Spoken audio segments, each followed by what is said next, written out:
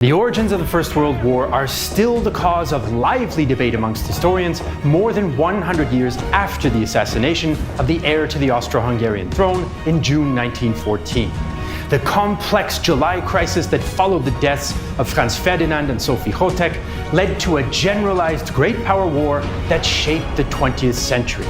But this crisis can also be seen in the broader context of the so-called long fuse, long-term causes that made war more likely in post-Napoleonic Europe.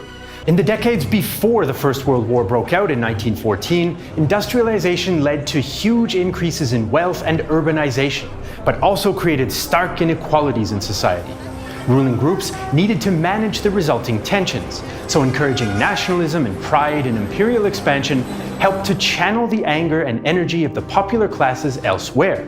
But this caused problems abroad.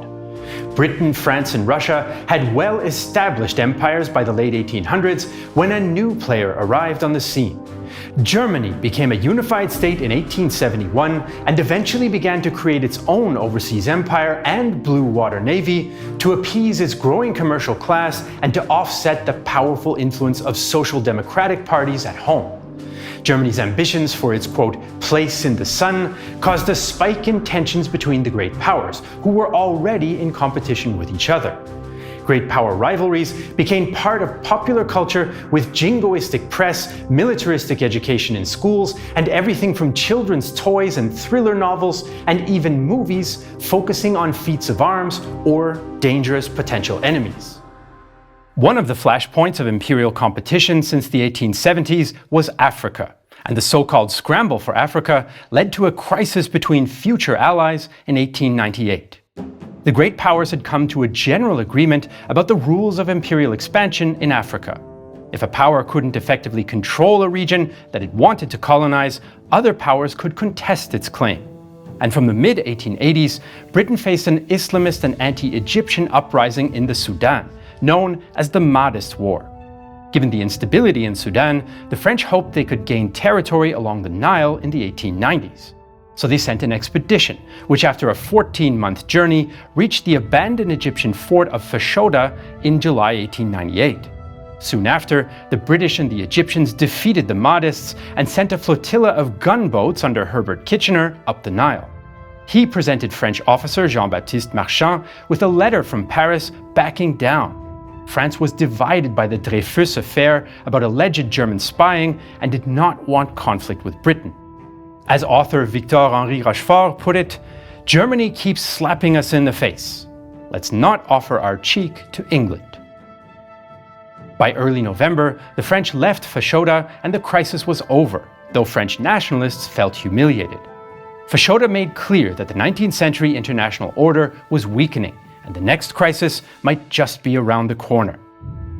Despite the tensions, the great powers could still cooperate in a crisis, as long as they had common interests. Nearly all the powers, including Russia and the United States, worked together to defeat the Chinese Boxer movement and the Qing government in 1900. And European navies blockaded Venezuela in 1902-03 to force it to repay loans and property damage. Most of the powers, though, criticized Britain for its war in South Africa. In the late 19th century, conflict was brewing in southern Africa. The Dutch had colonized the region from back in the mid-17th century, and the settlers arrived in what became the Cape Colony. They called themselves Afrikaners and spoke their own dialect of Dutch known as Afrikaans, but they were often simply known as Boers, the Dutch word for farmer. Most of these settlers farmed lands that they seized from the local native population, many of whom the Afrikaners then enslaved. In 1806, Britain captured Cape Town during the Napoleonic Wars and kept permanent control of the Cape Colony after 1815. But problems between the British administration and the Boer population soon emerged over language, cultural outlook, and legal systems. The tipping point came when Britain outlawed slavery in 1834. This enraged the Boers, who relied on slave labor to work their farms. Between 1835 and 1840, the Boers migrated out of British territory in what they called the Great Trek to find new, independent homelands in eastern South Africa. There they founded two new Boer republics, the Orange Free State and the South African Republic, or Transvaal. The new Boer states maintained some forms of slavery and expropriated their land from native Africans. But the British Boer struggle continued. The British Empire slowly expanded its control of South Africa by taking over more native African territories, and by the 1840s it shared a border with the Boer republics. Frequent border skirmishes blew up into the First Boer War of 1880-1881. The Boers won the war and forced the British government to formally acknowledge Boer independence. And then came the Transvaal gold rush. Prospectors discovered enormous gold deposits between 1884 and 1886. Immigrants from all over the British Empire flooded to South Africa to seek their fortune, and the newfound mineral wealth of Transvaal drew the interest of British statesmen and businessmen. Foremost among these was Cape Colony Prime Minister and mining magnate Cecil Rhodes, who led the campaign to bring the Boer republics under British rule to secure their natural resources for the empire. But his scheme to overthrow the Boer governments using a force of mercenaries in the Jameson Raid of 1895 ended in fiasco and alerted the Boers to the threat of British annexation. Despite the failure of the Jameson Raid, Britain relentlessly pressured the Boer republics to make territorial and legal concessions. By 1899, British troops were massing in their colony of Natal, and the Boers feared an invasion was imminent. So rather than await the inevitable, the Boers decided to strike first, and on October 11, 1899, the Second Boer War began. So the Boers' desire for independence and British imperial expansion had come to a head with the outbreak of war in 1899. So let's take a look at the fighting forces that each side brought to the battlefield. The Boers did not possess a standing army and instead relied on a militia system. In times of war, the government would muster all able-bodied men between the ages of 16 and 60. Citizens were expected to arrive with their own rifle and horse, but the government also bought and distributed thousands of German Mauser rifles at the start of the war. The Boers had no formal military training, but they were formidable fighters noted for their excellent marksmanship. In peacetime, Boer citizens developed their skill by hunting game and through target shooting competitions, a practice noted by American journalist Howard Hillegas. Target shooting was the chief amusement in Transvaal. Demand for rifle ammunition was constant, and firing at marks may almost be said to have taken the place occupied by billiards in Europe. Every Boer fighter was a mounted rifleman. They could move quickly and seize key terrain before dismounting and delivering a hail of accurate rifle fire. Decades later, Winston Churchill named Britain's special forces after the Afrikaner word for military unit, commando. The riflemen were backed by a small professional artillery branch, which deployed a mixture of modern French and German guns, including 4 155mm Creusot guns, which the British nicknamed Long Tom. The Boers were motivated, well-armed, and determined to defend their independence. They had about 60,000 men available to fight, but their weakness was their ability to sustain a long war. The Boers relied on military imports from Europe. Their small population meant that they could not afford a war of attrition, and they feared an African uprising or attack from the Zulu kingdom. They had to strike fast and win a clear victory. The British Army was immensely experienced in colonial warfare, and with 250,000 troops, it could field more men than the Afrikaners. One of them, in fact, would be my great-grandfather. The Second Boer War would be the 226th out of 230 wars fought during the reign of Queen Victoria. The British won nearly all these conflicts thanks to the Army's advantages in discipline and technology, and tactics based on close formations and crushing fire. But the Army had very little experience of facing modern firepower, since the colonial enemies it had defeated fielded little more than a handful of second-hand rifles. Imperial troops would face an unpleasant surprise under Boer rifle and artillery fire. Still, the British Army in South Africa was confident and seemed to have forgotten its defeat at the hands of the Boers in 1880-81. British military thinkers reckoned victory would be swift and decisive against a fragile Boer force lacking in discipline. Native black Africans also played a role in the war. Officially, both sides declared that the conflict was a, quote, white man's war, and that the neutrality of black Africans would be respected.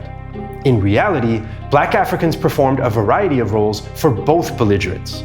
The Boers used African forced labor to provide transport and dig trenches, while the British hired thousands of Africans for logistic work, as well as native scouts and trackers, some of whom fought in uniform. The Boer militias and the British Army were set to clash, and when war broke out in October 1899, the Boers tried to make the most of their window of opportunity. At the start of the war, the Boers outnumbered British forces in South Africa 40,000 to 20,000. Since the British were sure to send reinforcements, the Boer plan emphasized speed and aggression. They would sweep into South Africa and crush the British garrisons before fresh troops arrived from the United Kingdom. The Boer invasion had four main axes. In the west, Boer forces besieged the railway town of Mafeking to prevent British forces advancing from the direction of Bechuanaland. In the southwest, the Boers surrounded the diamond mining center of Kimberley, and in the south, Boer forces advanced into the Cape Midland region to disrupt British rail transport. The main Boer offensive, though, drove into Natal. The British had most of their army here, some 15,000 men, and had planned to use the colony as a base to invade Boer territory until the Boers beat them to it. But British forces were poorly deployed, and Lieutenant General William Penn Simon's 4,000-strong detachment bore the brunt of the Boer attack. On October 20th, 1899, the first pitched battle of the war took place as the Boers got their artillery onto Talana Hill and bombarded Simon's camp below. The British were surprised, but they quickly rallied and launched an assault that drove the Boers from the high ground. The attack was a costly success. Simons was mortally wounded and 10% of his force became casualties. The nature of the fighting surprised even veteran British officers like Captain Nugent of the 1st King's Royal Rifle Corps. The ground in front of me was literally rising in dust from the bullets, and the din echoing between the hill and the wood below, and among the rocks from the incessant fire of the Mausers, seemed to blend with every other sound into a long, drawn-out, hideous roar. I looked round over my shoulder. The whole ground we had already covered was strewn with bodies. At that moment, I was hit through the knee. The actual shock was as if someone had hit me with their whole strength with a club. I spun round and fell, my pistol flying one way and helmet another. Despite the victory at Talana Hill, the British were in danger.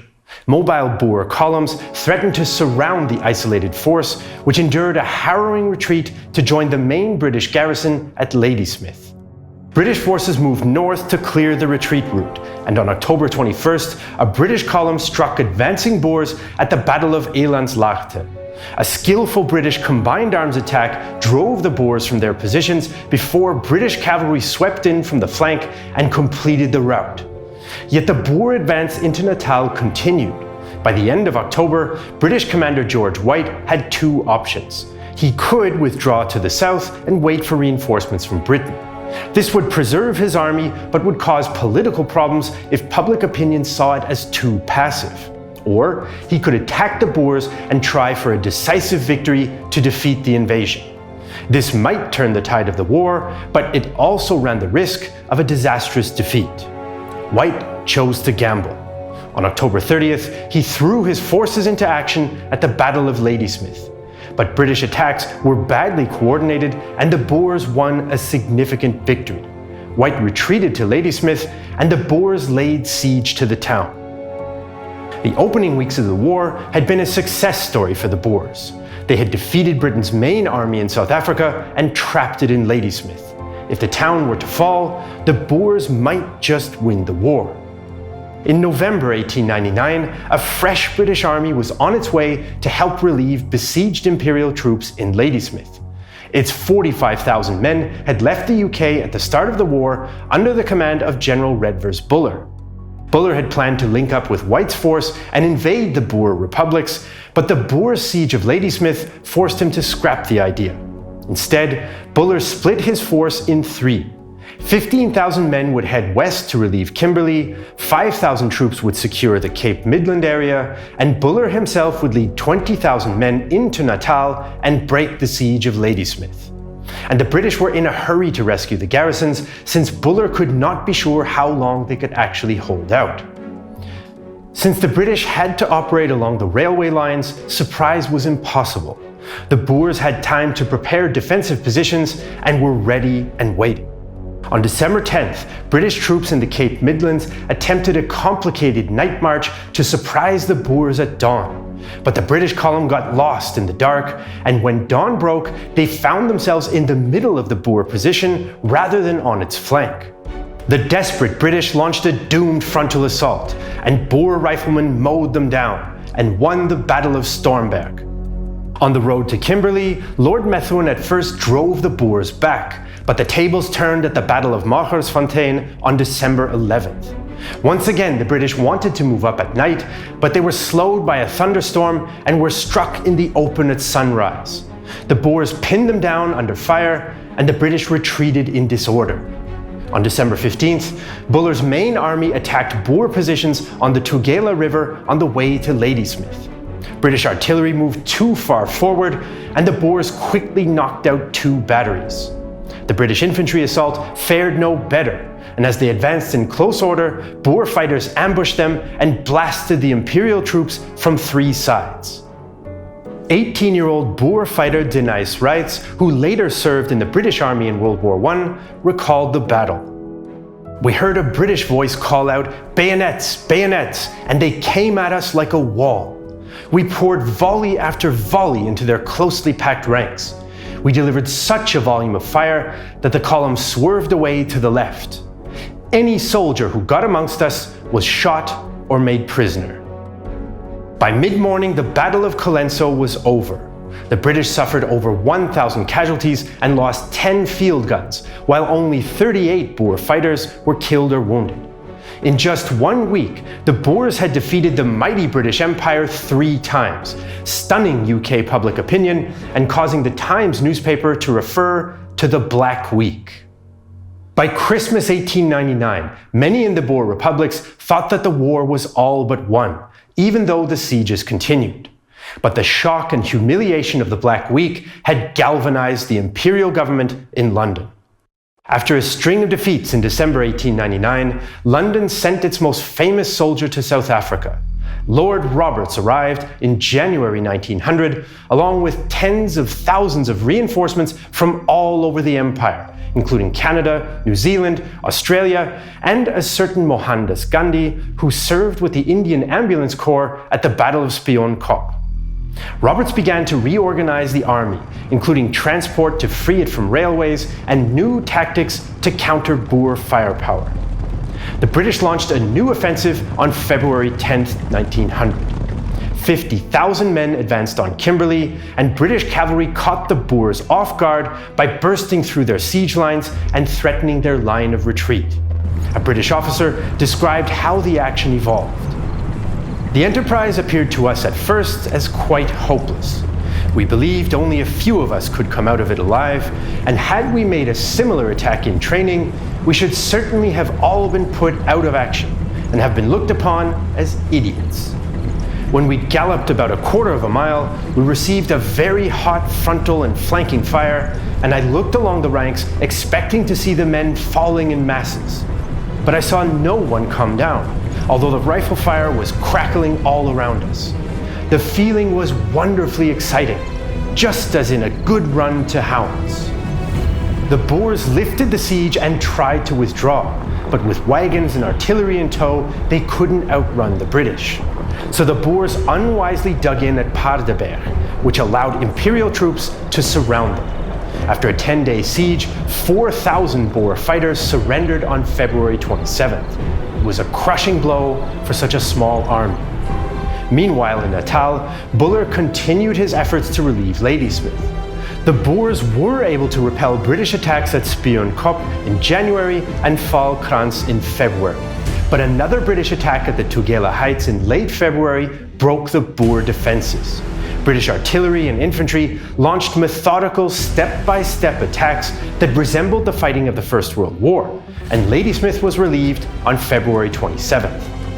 The Boer army was severely weakened, and the British capitalized on their victories by invading Orange Free State and Transvaal. They occupied Bloemfontein in March, and Pretoria fell in June. Boer efforts to halt the relentless advance were overwhelmed by British numbers and firepower. The last pitched battle of the war took place at Bergendal in Transvaal in late August 1900 as the Boers struggled to hold their last defensive line.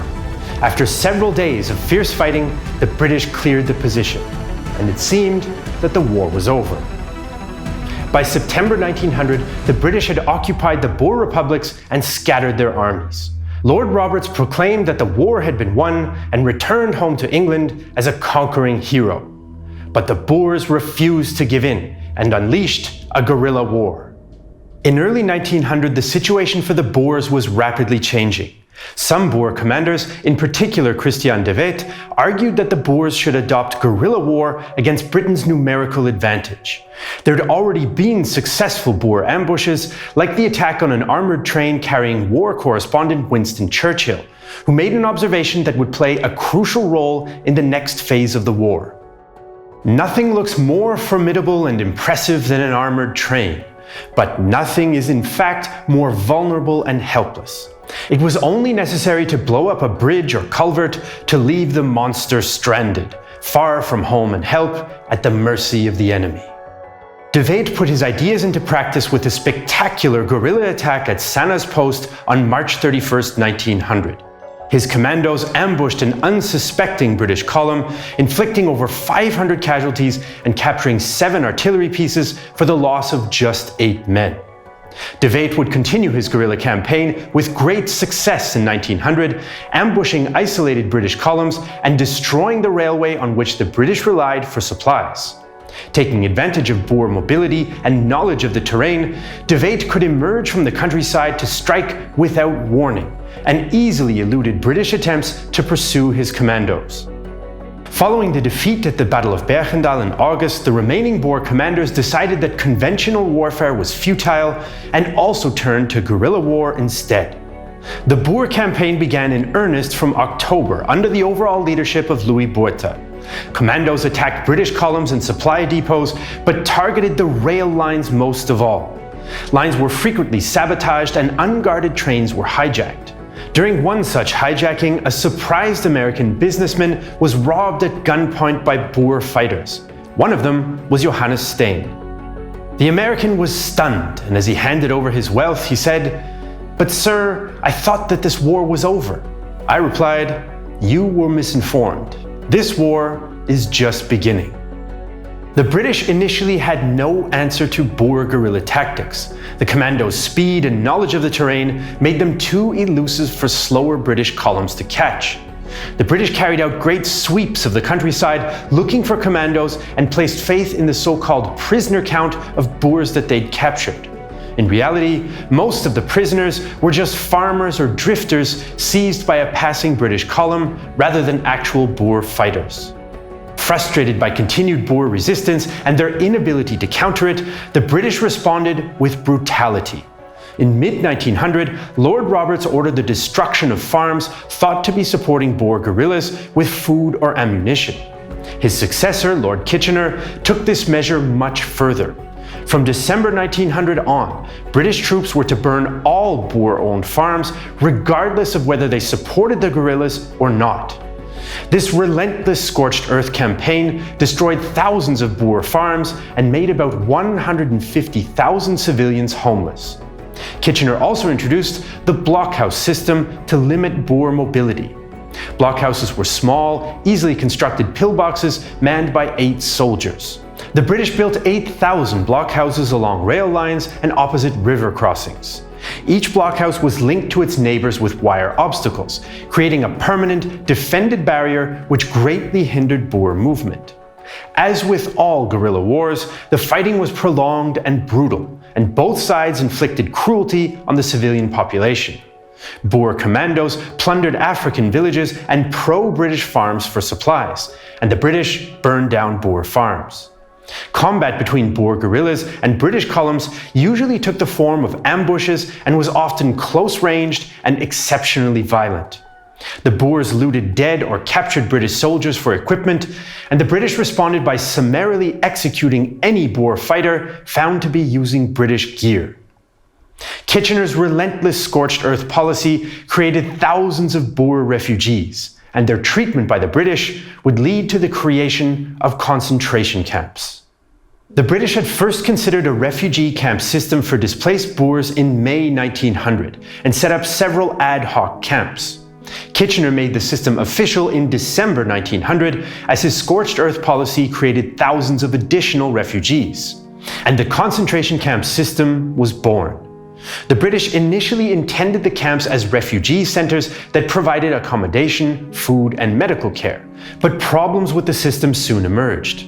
The camps were short of staff since the army argued that they were a civilian issue and refused to provide officers, while civilian authorities felt that they were a low priority and struggled to find suitable administrative and medical personnel. As a result, many of the camps were badly organized, under-resourced and poorly run. To worsen the situation, many camps were constructed in locations without adequate sanitation.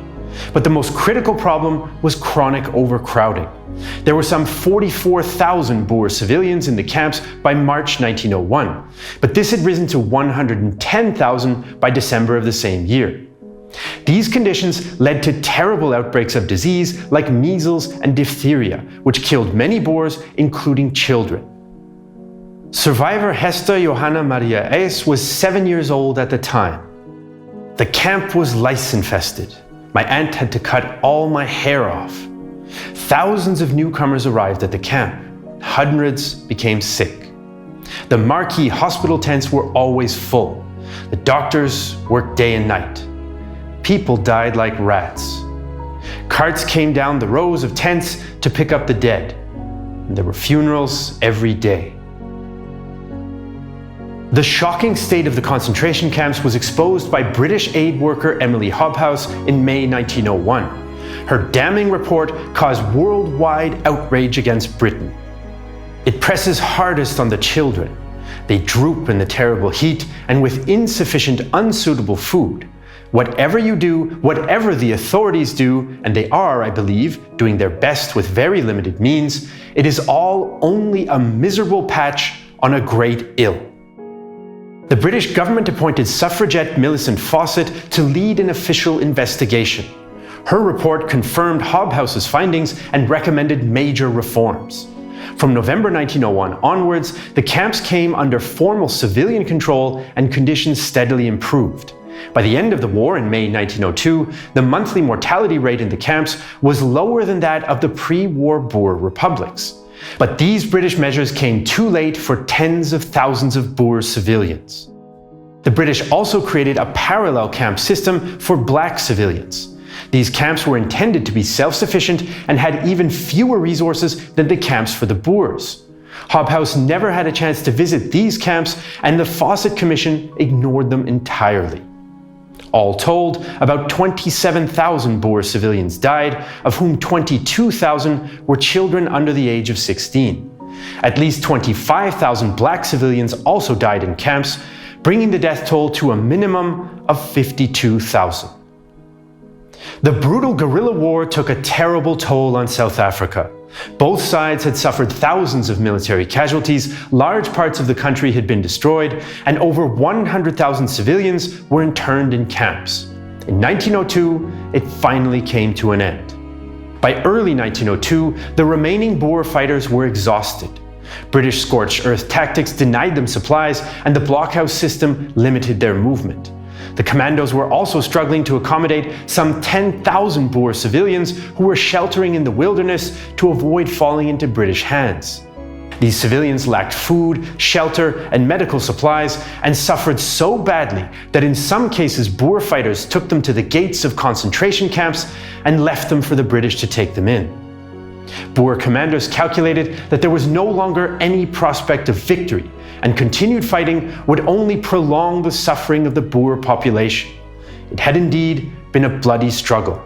The British army suffered over 100,000 casualties, including 22,000 dead, and Boer military losses are estimated to be about 30,000, with 9,000 dead. Faced with this grim reality, the Boers opened negotiations with the British, which led to the Peace of Vereeniging in May 1902. The Boers would surrender but be granted amnesty, the British promised to protect the Dutch language, the Boer republics were absorbed into the empire but would get self-government in due course, and the discussion of black African voting rights would be delayed until self-government. The Second Boer War shocked Britain, which reformed its army and soon found new allies in Japan, France, and Russia. It was also a baptism of fire for many officers that would later play an important role during the First World War.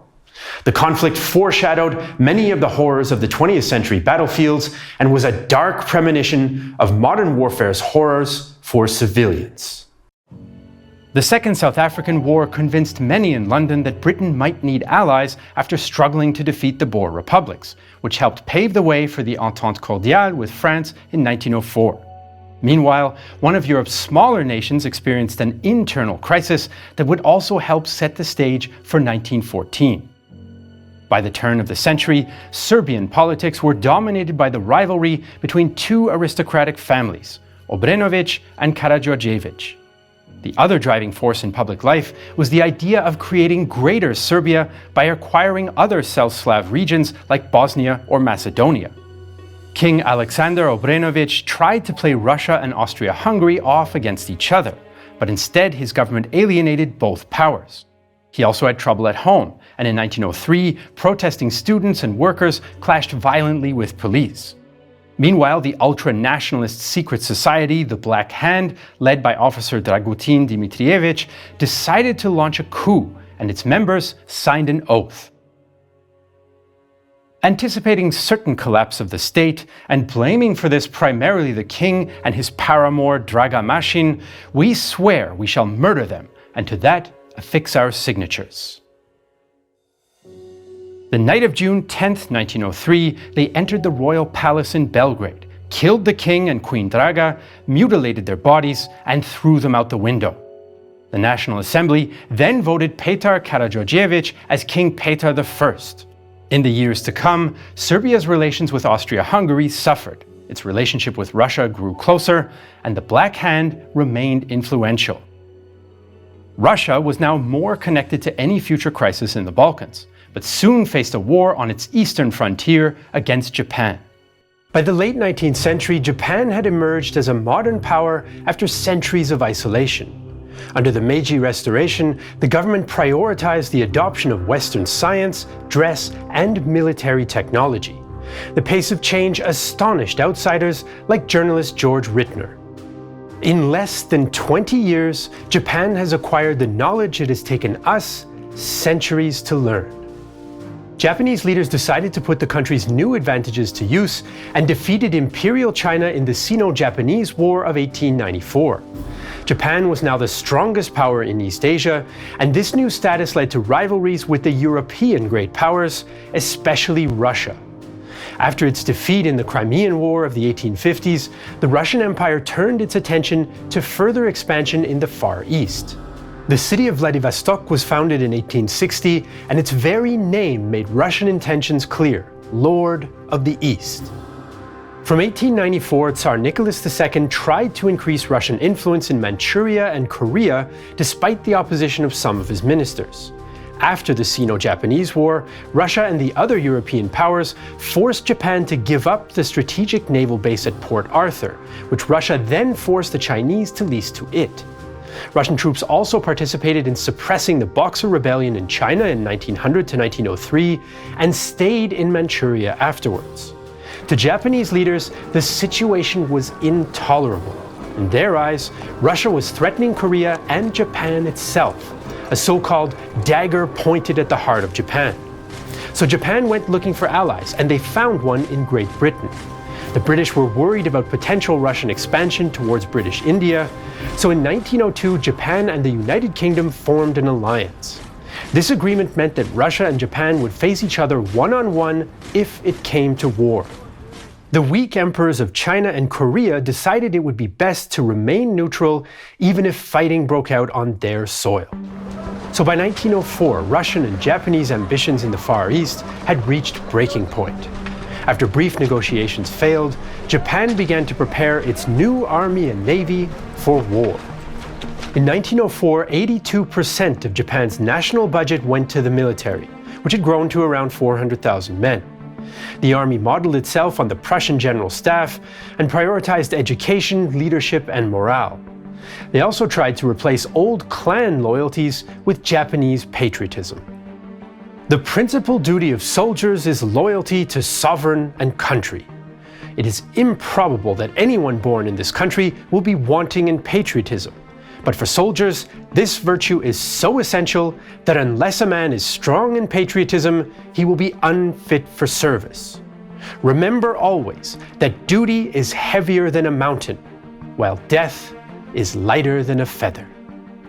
The Imperial Japanese Navy modeled itself on Britain's Royal Navy and boasted state-of-the-art British-built capital ships. In 1904, it had the fourth biggest fleet in the world, including 6 battleships and 6 battle cruisers. Britain also cooperated with Japan in intelligence, and the Japanese built an effective network of informants in the Russian Far East. Meanwhile, Russia's military was stagnating. There were some quality units in its 1 million strong army, but only 150,000 of these were in the Far East. The vast majority of the conscripts were poorly trained, motivated, and led.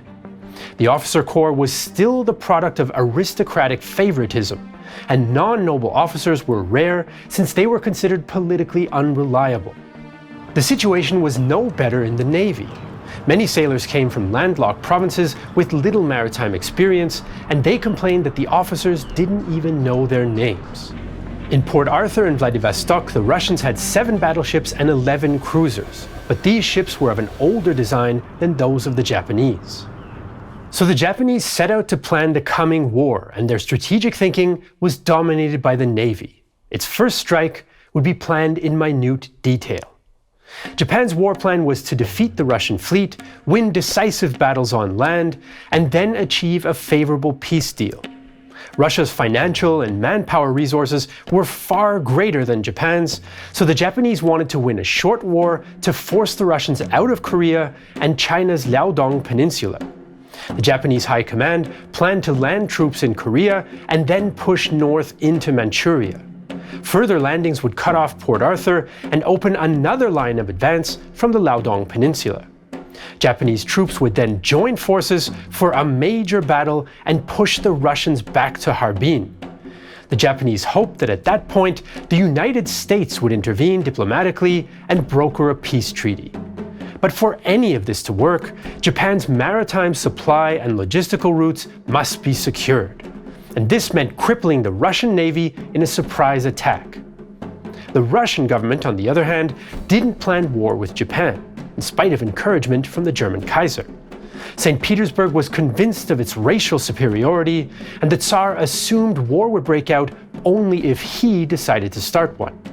The Russian chain of command in the Far East was equally unprepared. Minister of War Alexei Kuropatkin was in charge of the military, but in Manchuria he was subordinate to Viceroy Yevgeny Alexeyev, and the two did not get along. In case of war with Japan, Kuropatkin wanted to retreat and wait for reinforcements from Europe. Alexeyev wanted to stand and fight, and his opinion counted for more since he was the Tsar's favorite uncle. Japan was ready and declared war on Russia on February 8, 1904. But before the declaration arrived in St. Petersburg, the Japanese combined fleet arrived at Port Arthur.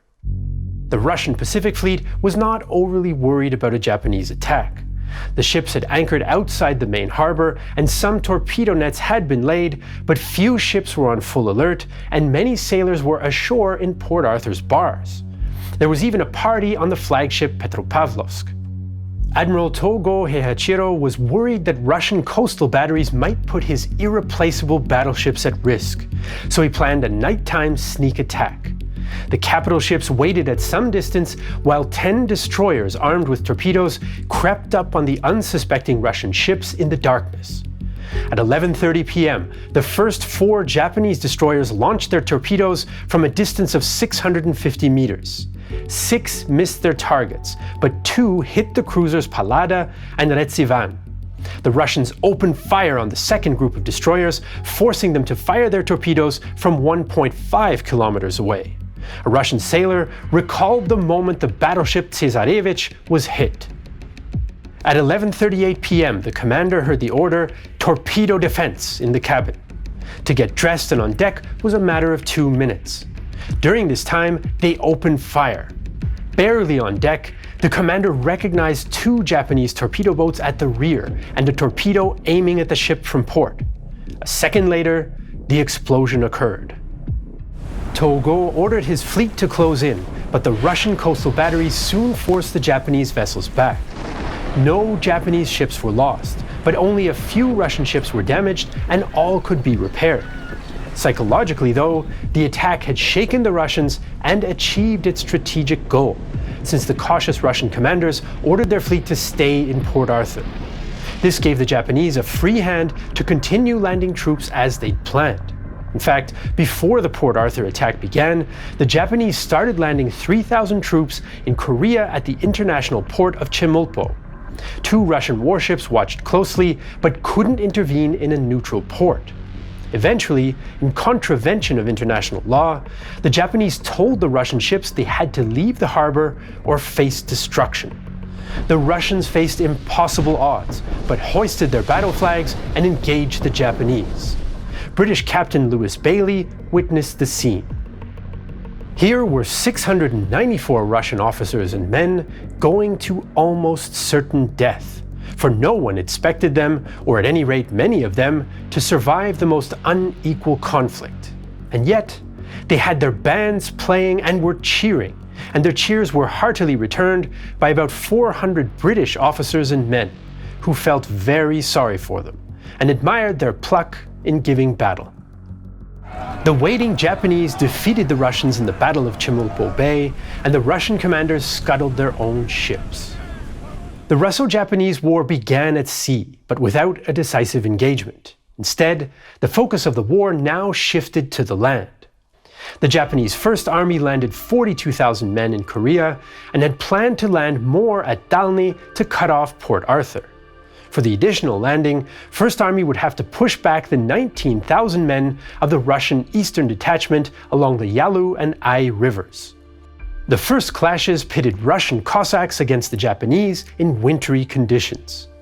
Despite the Cossacks' fierce reputation, military translator Usa Ogihiko was unimpressed. The Cossack army is an army in name only. In fact, they are nothing more than trick riders. There are several 100,000 Cossacks, but if all of them were to come together, what would they be able to do? They are useless soldiers in a war. The fast-flowing Yalu River was a natural defensive position, but the Russian chain of command was disorganized. Kuropatkin ordered local commander General Mikhail Zasulich to retreat if attacked, while Alexeyev told him to stand firm. Zasulich chose to stay and fight. The Japanese dug artillery pits to hide their guns, and scouts disguised as Korean fishermen reconnoitered Russian positions. The Russians, on the other hand, moved around openly and didn't camouflage their large artillery carriages. Japanese engineers also built a large bridge in plain sight of the Russian artillerymen, who opened fire and exposed their gun positions even further. Japanese counter-battery fire from concealed guns then knocked out many Russian positions before the main attack began. Zasulich expected the Japanese to attack near the wide, shallow mouth of the river within range of their naval guns. Instead, the Japanese used what would become a common tactic in the war. The 12th Division crossed the Yalu quite some distance from the Russian flank. Zasulich thought that this was a feint and held his position, which allowed the 12th Division to capture the high ground and cross the Ai River after fierce fighting. Japanese Captain Takemine recalled, "The fierce battle lasted 3 hours, and all of those who fell were killed or wounded when crossing the Ai River. It is said that the soldiers, standing in the midst of the smoke and bullets, were in high spirits, and with a vigor that could never be seen in ordinary training, they chanted military songs in one voice and kept pace as they advanced. All is as it should be. With the Russian left flank collapsing, on May 1st the Japanese launched a general assault in the center across the Yalu. They drove the Russians from their trenches, where the Japanese artillery fired on them from the heights. Russian forces retreated to the gorges behind the river, which was also a defensible position if it weren't for the confusion in the Russian command. The Japanese poured fire onto the Russian columns, and the 12th Division began to surround them. Lacking clear orders, some Russian units surrendered. The Battle of the Yalu River cost around 2,000 Russian and 900 Japanese lives. Most Russian forces had escaped, but their most important positions in Manchuria were lost. The Japanese landings at Dalny went ahead, and it seemed the war was going Japan's way. Foreign banks now began to loan Japan much-needed cash as well. After the battle on the Yalu, the Japanese were in position to move on the Russian naval base at Port Arthur from the landward side.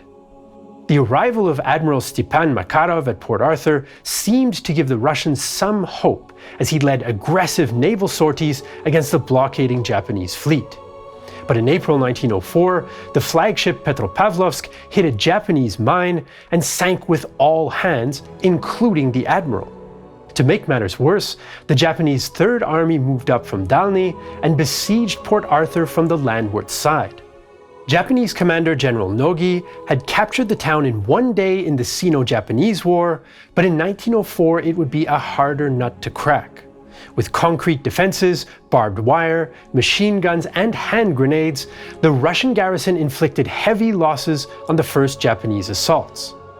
Nogi ordered suicidal human wave attacks, known as Nikudan Kogeki, or human bullets.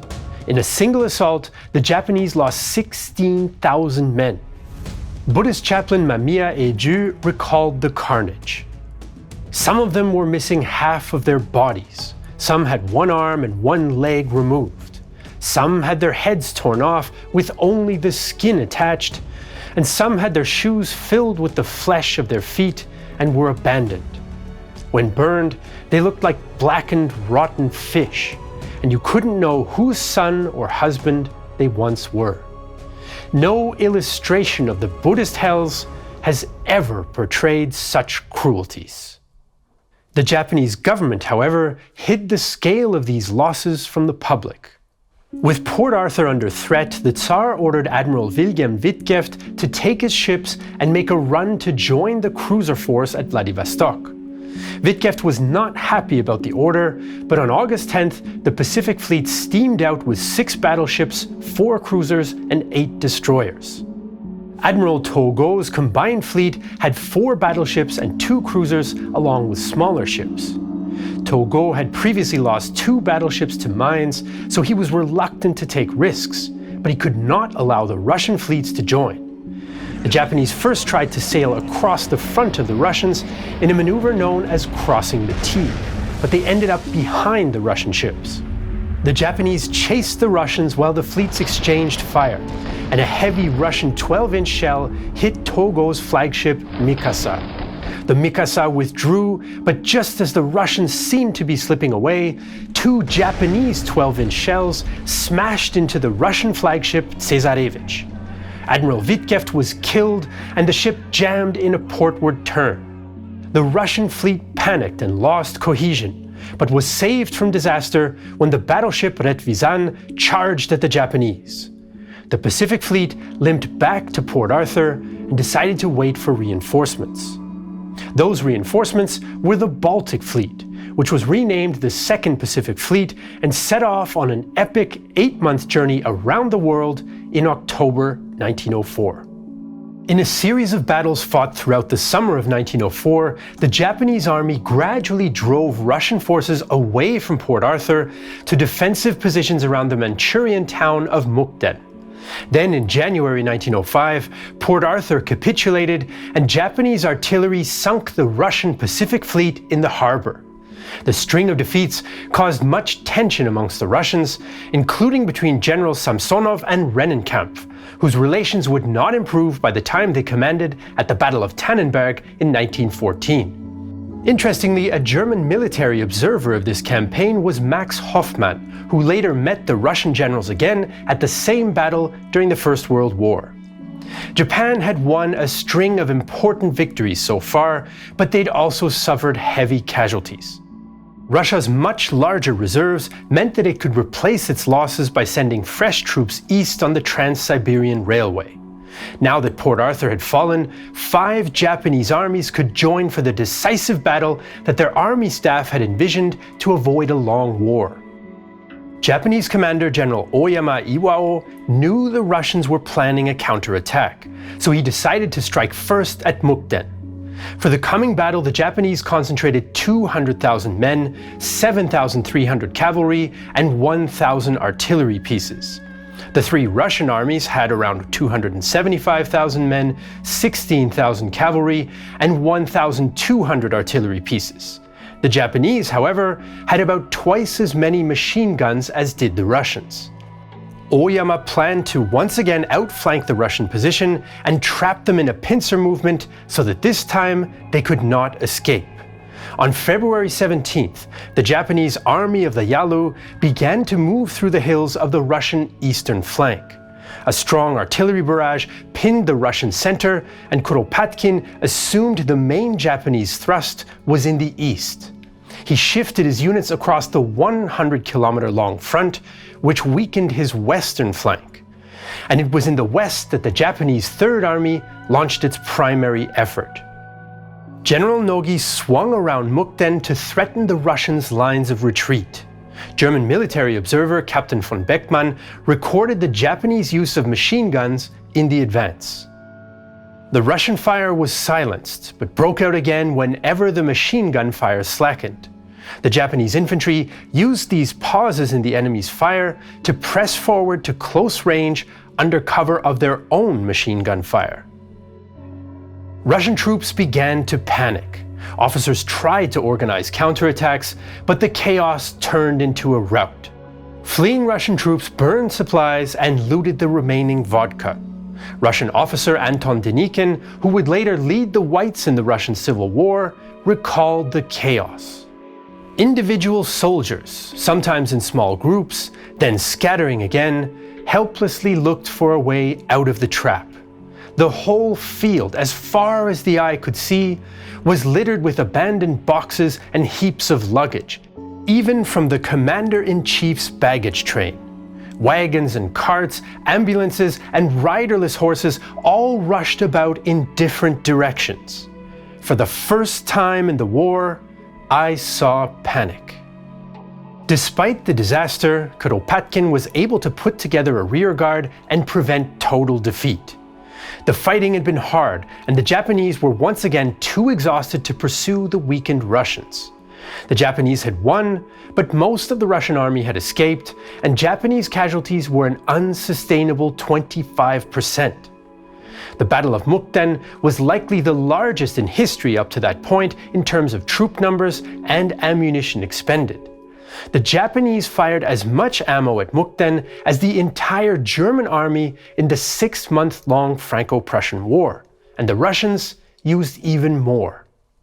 The Japanese were again victorious at Mukden, but the land war had turned into a meat grinder that they couldn't continue for long. It was up to the Navy to bring the victory that Japan so desperately needed. The voyage of the Russian Baltic Fleet had taken it around the world, but by the time it reached the theater of war in May 1905, it was in a poor state. Its 29,000-kilometer journey had seen it accidentally fire on British fishing trawlers and face mutinies, refueling problems, and mechanical issues. Its commander, Admiral Zinovy Mad Dog Rozhestvensky, even referred to some of his older ships as, quote, self-sinkers. The Japanese fleet was well informed of the Russians' journey and used the time to make repairs and train. Admiral Togo planned to ambush the Russian ships as they passed through the 50-kilometer-wide Tsushima Strait on their way to Vladivostok.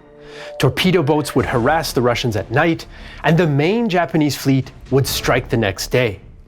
When the Japanese sighted the Russian fleet early on May 27th, the sea was too rough for torpedo boats, so it would be an all-or-nothing attack with the main fleet. That afternoon, the Japanese fleet centered on 4 battleships, 8 armored cruisers, and 4 protected cruisers, crossed in front of the Russian force, led by 8 battleships and 10 cruisers, and performed a bold U-turn on its port side. For Admiral Akiyama Saneyuki, this was the culmination of years of preparation. The Navy had been built up through many years of painstaking work, but it all came to a head in a mere 30-minute maneuver. The decade I spent training in tactics and strategy was also all for the sake of those 30 minutes. It could not have happened without a decade of preparation, so we could think of it as a decade-long war. The Japanese ships steamed obliquely towards the leading Russian vessels and opened fire on the battleships. Both sides scored hits, and the Mikasa was badly hit.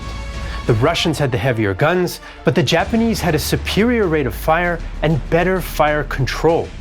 The angle of attack also meant that the Russians could only fire from their fore turrets, while the Japanese could fire broadsides using all available guns. The effect was devastating, as Admiral Rozhestvensky recalled. The paint burnt with a clear flame on the steel surfaces. Boats, ropes, hammocks, and woodwork caught fire. Cartridges in the ready racks ignited. Upper works and light guns were swept away. Turrets jammed. In the first hour of battle, the Russian flagship Suvorov was hit and Rozhestvensky was wounded.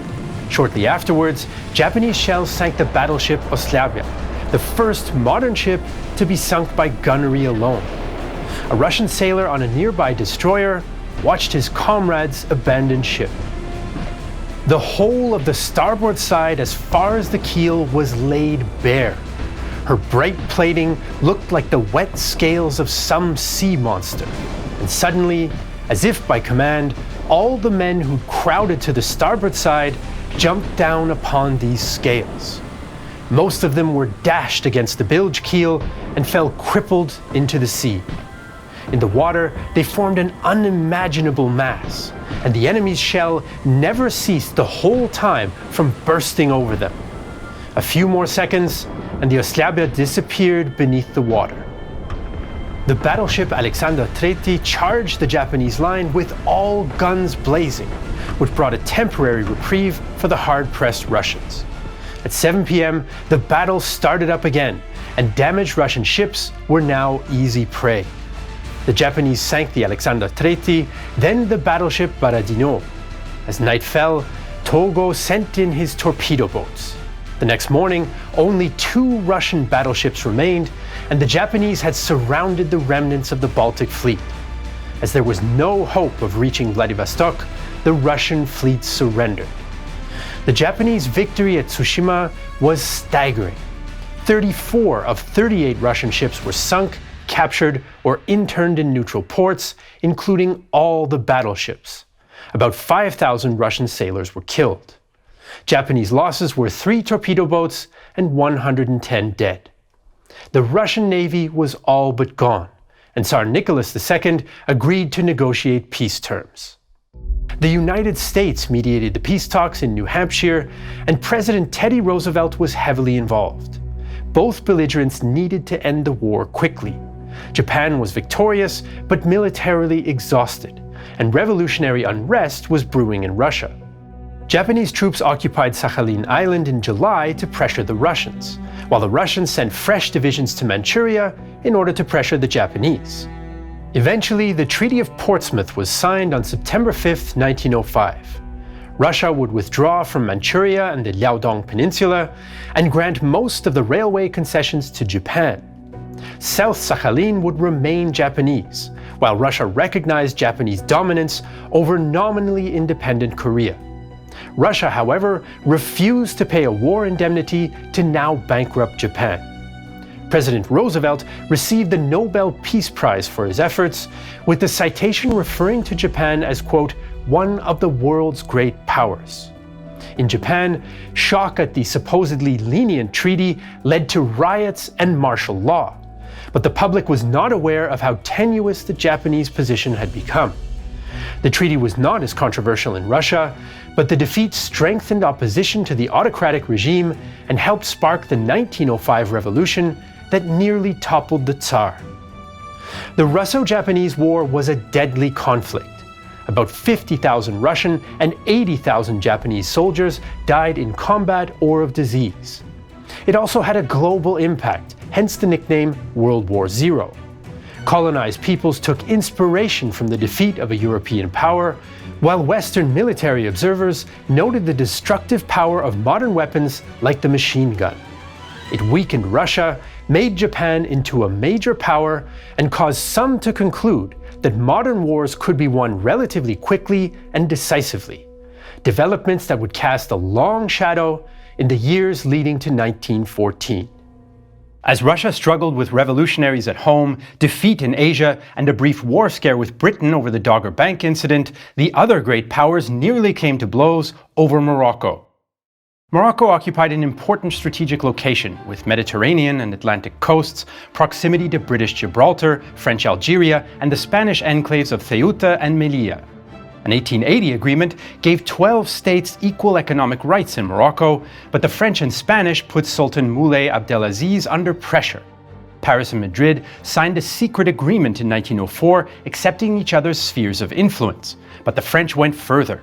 They wanted indirect control of the country, so they pushed west from Algeria and expanded their economic presence at the expense of other foreign powers and the Sultan's government. When Britain agreed to recognize French interests in Morocco, though, international tensions flared. The German government didn't think Morocco was important, but they wanted compensation for any French gains. Berlin worried it was being excluded from imperial decision-making, so on March 31, 1905, German warships appeared in the harbor at Tangier. Kaiser Wilhelm himself was on board and declared that Germany would protect Moroccan independence, and the First Moroccan Crisis began. The press was full of war-related headlines for a time, and France and Spain signed another secret influence-sharing agreement. The powers finally met at Algeciras in 1906. At the conference, the position of Spain, France, and Britain, with passive support from Russia and Italy, prevailed over Germany, supported only by Austria-Hungary. Although the conference agreed all had equal commercial rights in Morocco, France and Spain got military bases there, and Paris continued to seek more control. The Moroccan Crisis of 1905 further damaged cooperation between the great powers and isolated Germany and Austria-Hungary. Just 1 year later, Austria-Hungary would try to isolate one of its neighbors in the so-called Pig War. Serbia got closer to Russia after the coup of 1903, but its economy tied it to Austria-Hungary. 85% of Serbian exports went to the Habsburg state, mostly grain, livestock, and meat, especially pork. But Hungarian landowners opposed cheap imports, and Vienna feared Serbian intentions towards South Slavs in the empire. So in April 1906, Austria-Hungary imposed tariffs, partly for economic and partly for political reasons, as soon-to-be Foreign Minister Alois von Ehrenthal explained. Whereas at the moment we are forced to defend ourselves in any way we can against greater Serbian greed, the South Slav group created by us under the aegis of the Crown of St. Stephen would itself exert such a strong magnetic force that in the long run the Sava kingdom would not be able to resist. In economic terms, the magnetic force would manifest itself in Serbia itself being compelled sooner or later to request membership in our customs union. Vienna gave Belgrade an ultimatum to accept the tariffs or face a total embargo. But the move backfired. Serbia, Romania, and Bulgaria simply negotiated trade deals with other countries like France and Germany. By 1908, Vienna had to lower the tariffs to win back the Serbian market for its paper, iron, and glass. So Serbia had won the Pig War and demonstrated its sovereignty, but Austria-Hungary's embarrassing failure further increased tensions between the two countries. Things got even worse in 1908 when Vienna shocked Europe by annexing Bosnia and Herzegovina. Austria-Hungary had occupied Bosnia and Herzegovina since 1878, but on paper they were still part of the Ottoman Empire. The Habsburgs didn't want to risk upsetting the other powers, especially Russia, by annexing them, a move also opposed by Serbia and Montenegro. In fact, many Serbian and South Slav nationalists felt that Bosnia and Herzegovina should one day become part of Greater Serbia or a future South Slav state. The Ottoman Empire, already struggling with an uprising in Macedonia, was rocked in July 1908 by the Young Turk Revolution, causing even more instability. Vienna was determined to strengthen its position in the Balkans and prevent what it saw as the threat of Serbian expansion.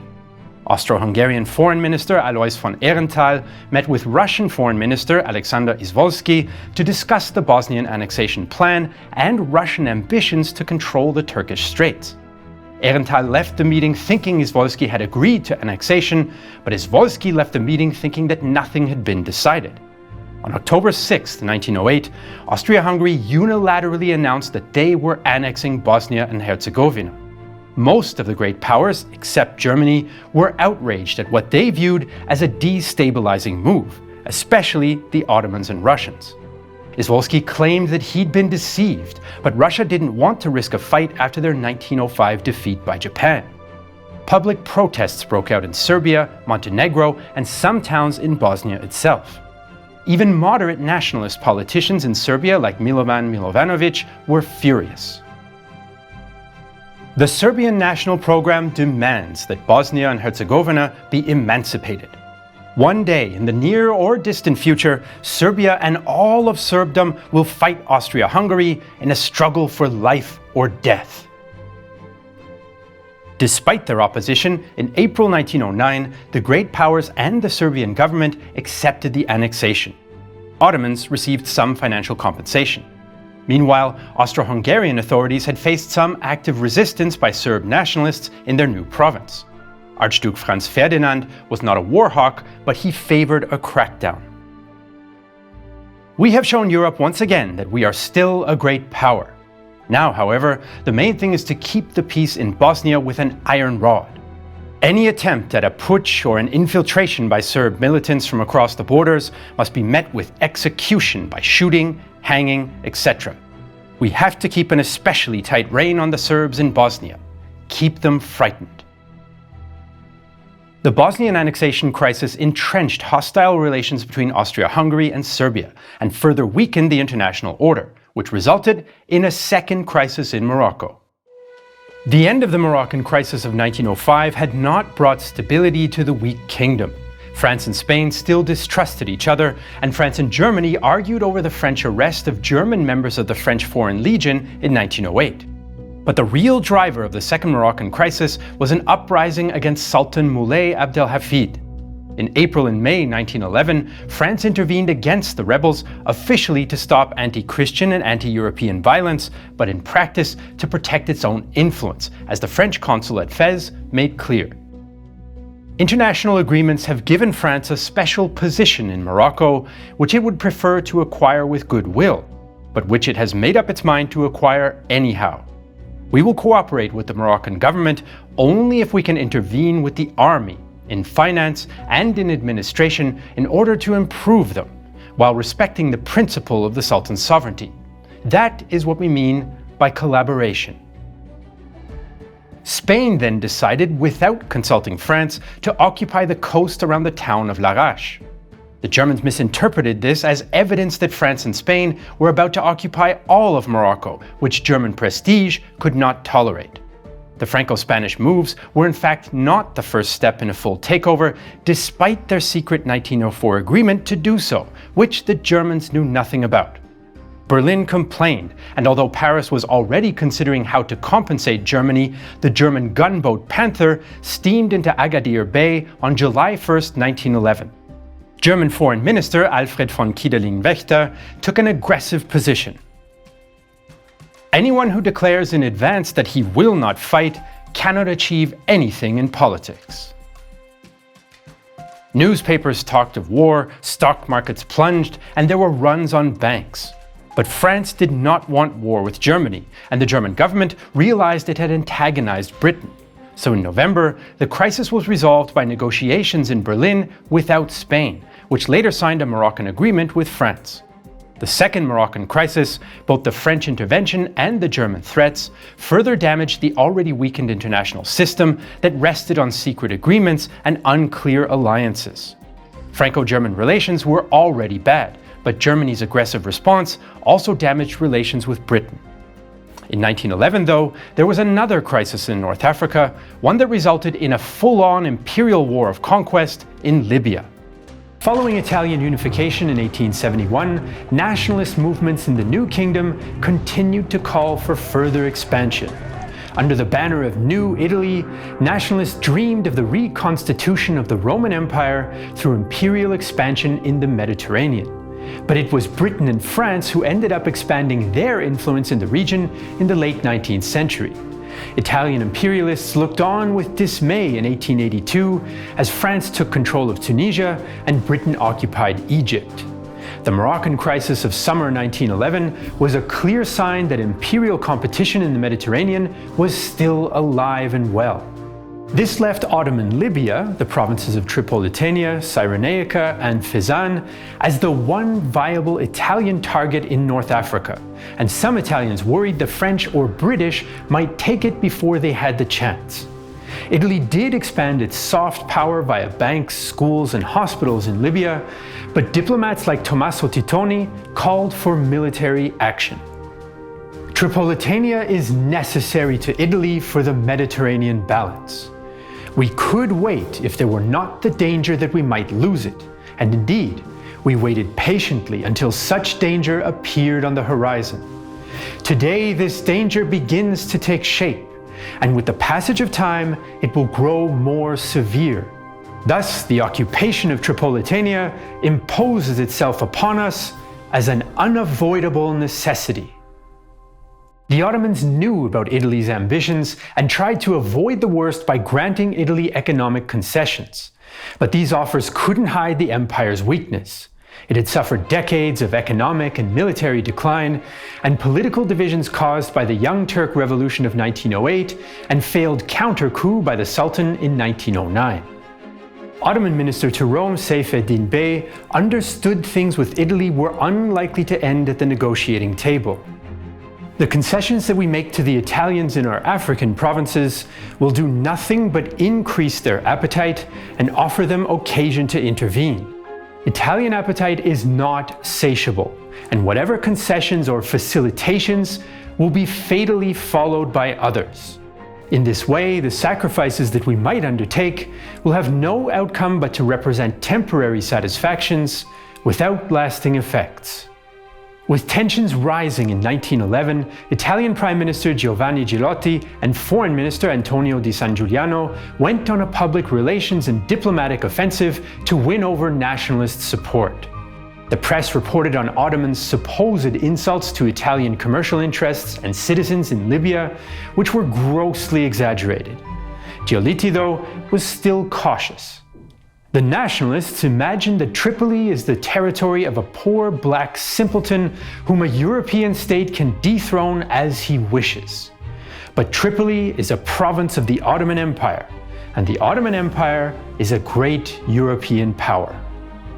Despite his hesitations, Giolitti felt he was running out of time. Not only was there the danger of French or British action, but Italy's allies were against weakening the Ottomans. Austria-Hungary wanted stability in the Balkans, and Germany wanted a strong Ottoman Empire in case of war with the Entente. So the Italian government struck a deal with the French. France wouldn't interfere in Libya, and Italy wouldn't interfere in Tunisia and Morocco. Meanwhile, the Ottomans had actually moved troops away from Libya to deal with a rebellion in Yemen, though they did bring in weapons to arm the locals in Libya in anticipation of the coming conflict. On September 27, 1911, Giolitti gave the Ottomans an ultimatum based on supposed bias against Italian business interests. Agree to Italian occupation of Libya within 24 hours or face military action. So Italy had thrown down the gauntlet in its quest for imperial glory in Libya. The Ottoman government offered some further concessions, but the Italians rejected them, and the ultimatum expired on September 28th. It would be war. The Italo-Turkish War began with a somewhat reluctant-sounding announcement from Giolitti. The Italian government, therefore, finding itself forced to safeguard its dignity and its interests, has decided to proceed to the military occupation of Tripoli and Cyrenaica. This solution is the only one which Italy can accept. The Italian military now had to arrange an invasion on extremely short notice, since they weren't fully aware of government plans until September. All the same, between October 3rd and 21st, 1911, 25,000 Italian troops landed along the coast and captured Tripoli, Tobruk, Berna, Benghazi, and Homs. At first, Ottoman resistance was generally light since they were outgunned and outnumbered. The Italian landings had been successful, but advancing into the Libyan hinterland would prove far more difficult. The Italians knew so little about the interior that some of their planning documents even used ancient sources like Caesar for topographic and demographic information. Italian leaders hoped that by seizing the towns, they could force the Ottomans to surrender. Instead, the Ottomans simply withdrew in good order beyond the range of Italian naval guns. As Italian soldier Innocenzo Bianchi wrote, the invasion barely seemed to be a war at all. I believe that it is not real war, but little attacks, and soon we shall overcome. Overall, I'm very happy, and you'll see that it will be finished very soon. Bianchi was killed in action just 6 days later. One factor the Italian plan had not taken into account was the local Arab population. Italian planners assumed that the Arabs would welcome them as liberators from Ottoman oppression, and did not expect local resistance, which turned out to be a mistake. So by late October, the Italians were feeling confident. They'd captured the coast, and the Ottomans had seemingly fled the field. But instead of capitulating as the Italians expected, the Ottomans and Arabs made common cause. Militarily, the Italians seemed to be in a strong position. The Italian conscripts brought with them several new pieces of equipment, like their modern grey-green uniform and the Modello 91 magazine rifle. Both of these pieces of kit, with some modifications, would actually continue in service until 1945. The Italians also had the support of the large naval guns of the Italian ships offshore, as well as Maxim machine guns and German-built Krupp artillery. Estimates of the number of Ottoman troops vary greatly. There were probably somewhere between 2,500 and 5,000 Ottoman regulars and 20 to 35,000 Arab tribesmen under the command of local sheikhs of the Senussi Sufi order. They also had German artillery, but had no heavy naval guns to back them up. Their Model 1893 Mauser was considered superior to that of the Italians because of its larger caliber. British doctor Ernest Griffin was with the Turkish Red Crescent in Libya and explained why. The injuries produced by the small 6.5mm conical bullets used by the Italians were scarcely ever severe. And if the wounds had not been infected, we had the satisfaction of soon sending our Arab patients back to their duties in the field. Ottoman forces identified what they felt was a weakness in the fortified Italian line near Tripoli. Italian trenches in this area did not run through the usual scrubland, but directly through an oasis, which could provide cover for advancing Ottoman troops. Additionally, the Italians had not built many fortifications around the settlement of Shar al-Shat. On October 23rd, supported by diversionary attacks to the south, Ottoman forces attacked a 6-kilometer stretch of front between Fort Sidi Mesri and the sea. Around 1,800 men of the 11th Bersaglieri Regiment defended the area and were awakened at 7 a.m. by the sound of gunfire and dogs barking. As the Italians scrambled to man their positions, local Arabs came out of Shar al-Shat and attacked them from behind. Italian soldier Evangelista Salvatore recalled the shock. The Saraceni seemed to rise out of the earth on every side of us. Italian reinforcements arrived late and eventually beat back the Ottomans, but Italian losses were heavy. At least 21 officers and 482 men were killed, including 250 who were massacred in a cemetery after they'd surrendered. Some of the bodies had been mutilated. Officially, the Italian General Staff downplayed the setback. Our losses were not light, but justified by the result, and showed that the morale of our troops was excellent. The Italian response on the ground was swift and brutal, as they executed around 4,000 Arabs by firing squad in the following days. Shahr al-Shat and other guerrilla raids caused the Italian government to increase the expeditionary force to 100,000 men, far more than planned. They even brought in Askaris from Eritrea. Giolitti also escalated the war politically and announced the full annexation of Libya on November 5th. This was mostly a symbolic gesture since the Italians only controlled the coast, but historian Bruce van der Voort argues it ensured that the war would continue. In retrospect, the annexation appears to have virtually assured that the Turks would have no option but to continue fighting. The Battle of Shahr al-Shat was a major psychological blow for Italy. They had held their position, but it was a defeat that showed the war would not be as quick as they had hoped. By the late fall of 1911, the Italo-Turkish War had ground to a stalemate.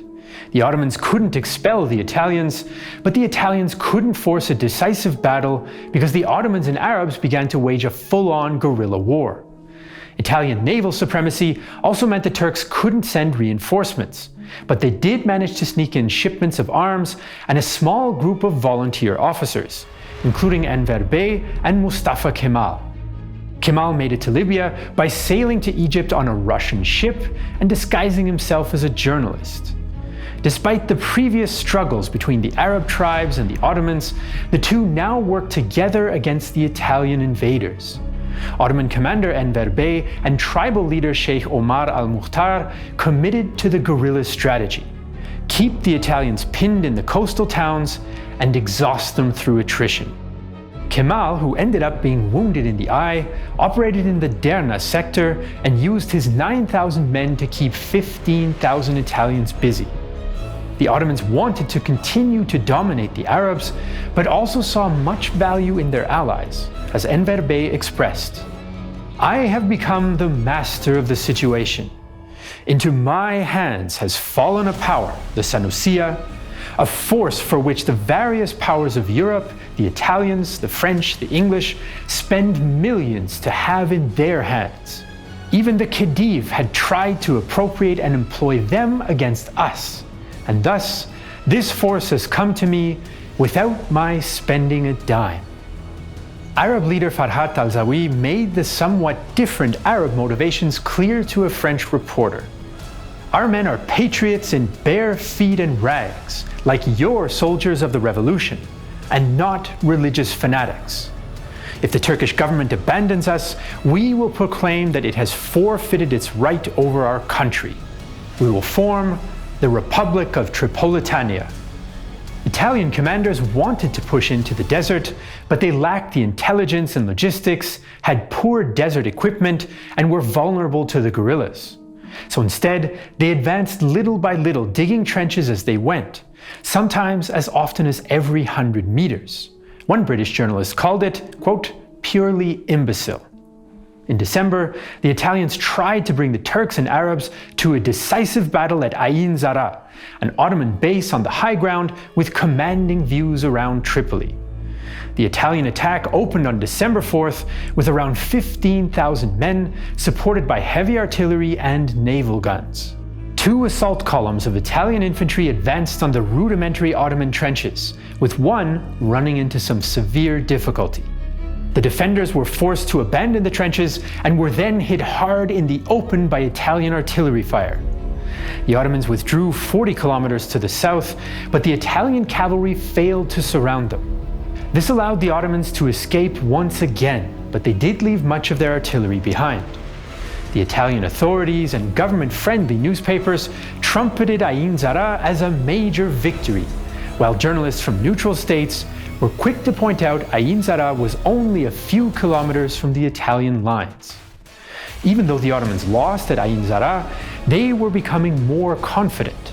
Time appeared to be on their side, and there was always more desert to withdraw into if need be. Meanwhile, as the Italians advanced, their morale dropped and disease spread, as Enver Bey well knew. Sometimes there come deserters who say very interesting things of the Italians. Almost every day, Italian losses from dysentery are about 20 men. The hospitals are full. The morale of the troops is low, and all want peace. From December to March, the Italians made a few more landings to consolidate their position and to intercept Turkish gun shipments. But these actions were simply meant to boost public support back home. As the war dragged on, Italian media interest did not weaken. In fact, press coverage was unprecedented for a modern conflict, and one aspect grabbed headlines more than any other: the war in the air. The Italo-Turkish War saw the first significant wartime use of airplanes for reconnaissance and bombing. The Italian 1st Airplane Flotilla had 9 machines, including Blériot and Nieuport monoplanes, plus 11 pilots. On October 23rd, Captain Carlo Piazza made the first ever official combat flight when he reconnoitred Ottoman positions along the coast. And on November 1st, Italians made the first ever bombing raid when pilots dropped Cipelli grenades into the Ottoman camps. On October 25th, Ottoman gunners became the first to hit an enemy combat aircraft with anti-aircraft fire. Although such fire was usually inaccurate, Captain Giuseppe Rossi experienced a close call. We flew at an altitude of 600 meters and had covered 15 kilometers when we spotted the first group of Arab tents. These welcomed us with such a volley of accurate fire that I had half a mind to give up continuing the mission. At 100 meters away from the center of the camp, I gave the second signal. It was a wonderful sight. The bomb had erupted with the intended effect. But the joy of this perception was severely impaired by the incessant crackle of the volley of fire aimed at us. I tried to climb but was unsuccessful, and so was passing over the left side of the camp when my companion shouted that he was wounded. I had turned around to look at him when the engine stopped and we began to descend. Happily, it started again, but we were struck by 2 more bullets. Although aerial bombing grabbed public attention, its military effects were relatively minor. Reconnaissance, whether from fixed-wing aircraft or balloons, was far more valuable to Italian operations. The photos they took supplemented the limited maps of the region, and on several occasions planes were able to discover and disrupt attempted Ottoman ambushes. But above all else, the Italian effort showed that aircraft were robust and reliable enough to be used in war. As the conflict dragged on into 1912, the Italians now looked not to the air, but to the sea to bring the conflict to an end. As the war expanded, it inevitably clashed with the interests of the other European great powers. The first targets of the Italian naval strategy to defeat the Ottomans were in the Red Sea and the Gulf of Aden. Italy had already attacked Ottoman ports in the area in fall 1911, but in January 1912 the Italian navy sank several Ottoman ships and delivered weapons to rebellious anti-Ottoman groups in Yemen and Arabia. In February, Italian and Ottoman ships fought a pitched naval battle in Beirut harbor, resulting in a decisive Italian victory and 66 Beirut residents killed. In April 1912, the Italians also sent a flotilla to the Dardanelles Straits, a vital international shipping lane giving access to the Ottoman capital of Constantinople. Following some inconclusive duels between the Italian navy and Ottoman shore batteries, the Ottomans closed and mined the straits to prevent a threat to the capital. This drew the attention of Britain and especially Russia, whose economy depended on shipping passing through the Dardanelles. This put pressure on both the Italians and the Ottomans, but in the end it was the Ottomans who were forced to reopen the straits to shipping. Austria-Hungary was also worried about the war, since they wanted to keep the status quo in the Balkans, which was also enshrined in the Triple Alliance with Germany and Italy. If the Ottomans lost too badly, the Balkans might erupt. The Ottomans, though, were not able to take advantage of the divisions among the Europeans. The empire was diplomatically isolated, and the Young Turk regime was badly divided between those who were still loyal to the Sultan and those who supported the Revolutionary Committee of Union and Progress. In 1911 and 1912, there were 3 different Grand Viziers and 3 different foreign ministers. But despite the political risks, Italian leadership still felt in May 1912 that naval operations were the key to victory. So much so that operations in Libya were suspended in favor of a series of amphibious landings on Turkey's doorstep. The Italian command now turned to the Ottomans' island possessions in the East Mediterranean. If they took Rhodes and the Dodecanese, Ottoman routes to Libya and naval operations would be further reduced. Admiral Caldo-Roccare was also thinking of the diplomatic advantages as early as October 1911. I think it might be useful for us in the current war to occupy some part of the Ottoman Empire that will compel them to accept peace. Unfortunately, we do not have a free hand, and so we cannot act, for example, on the west coast of the Balkan Peninsula, or by forcing the Dardanelles go to Constantinople. But we can take some island as a bargaining counter at least. Strategically, the island of Rhodes would be most valuable. This was another risky move, since the islands were covered by the same Triple Alliance status quo agreement as the Balkans. The Italians tried to calm Austrian fears, and eventually Austria-Hungary agreed to a temporary occupation of the islands. And the Austrians only allowed even that under pressure from Germany, who wanted to strengthen the Triple Alliance before it came up for renewal in 1912. Between April 28 and May 21, 1912, the Italians seized 13 Ottoman islands in the Aegean with nearly no opposition except on Rhodes. The Italian gamble worked, since the occupation of the islands increased Ottoman internal divisions between those who wanted to continue the struggle and those who wanted a negotiated peace. So in the summer of 1912, it seemed there might be a road to the peace table, but there were obstacles. The Italians were reluctant to compromise and had already announced Libyan annexation, while the Ottomans expected major concessions since they had not yet been fully defeated. Russian-led peace talks began in May but failed, and so a new round of talks began in Switzerland in June. The Ottomans were willing to accept Libya becoming an independent state within an Italian zone of occupation. Italian demands, though, were far more substantial, so the Swiss talks also fell through. One Italian diplomat put the blame on his Turkish counterpart. The Ottoman delegate had in his baggage only one word: autonomy. But internal pressure in Italy was also growing. The war was becoming less popular, especially among the working classes, and rumors of talks increased demands for peace. Italian soldiers were also tired of the war, and there was unrest in the trenches and even desertions. The fact that the war was costing Italy 47% of its total expenditure was also helping to turn the formerly pro-war newspapers against it. On July 18th, the Italians tried one last action to force the Ottomans to the negotiating table. 5 specially camouflaged Italian torpedo boats snuck into the Dardanelles to attack the Turkish fleet at anchor, not unlike the Italian motorboat attacks against the Austro-Hungarian navy a few years later. Ottoman sentries spotted them and drove them away, but the Italian press exaggerated the raid to make it sound like a bold strike against the heart of the enemy state. Journalist Giuseppe Bevioni was not present during the attack, but waxed poetic.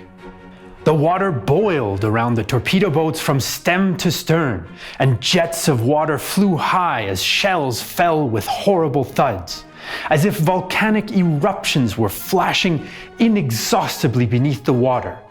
The air was full of flashes of flames, explosions and splinters. Convulsive, foaming, full of glare and reflections, the sea seemed to become a huge, fiery furnace. But at the zenith shone always the star of Italy. The Dardanelles raid marked the height of Italian naval adventures, and peace talks started up again in August. The new Ottoman government under Gazi Muhtar Pasha was willing to negotiate, partly because of pressure from other powers and the outbreak of the First Balkan War in early October. The Ottomans still wanted to avoid any peace deal that gave the impression that they'd abandoned the Libyan Arabs, since that might cause problems in other Arab regions of the empire. The peace treaty ending the Italo-Turkish War was signed on October 18, 1912. The Ottomans declared Libya independent to avoid accepting Italian sovereignty over it, but they would not object when Italy then declared that sovereignty.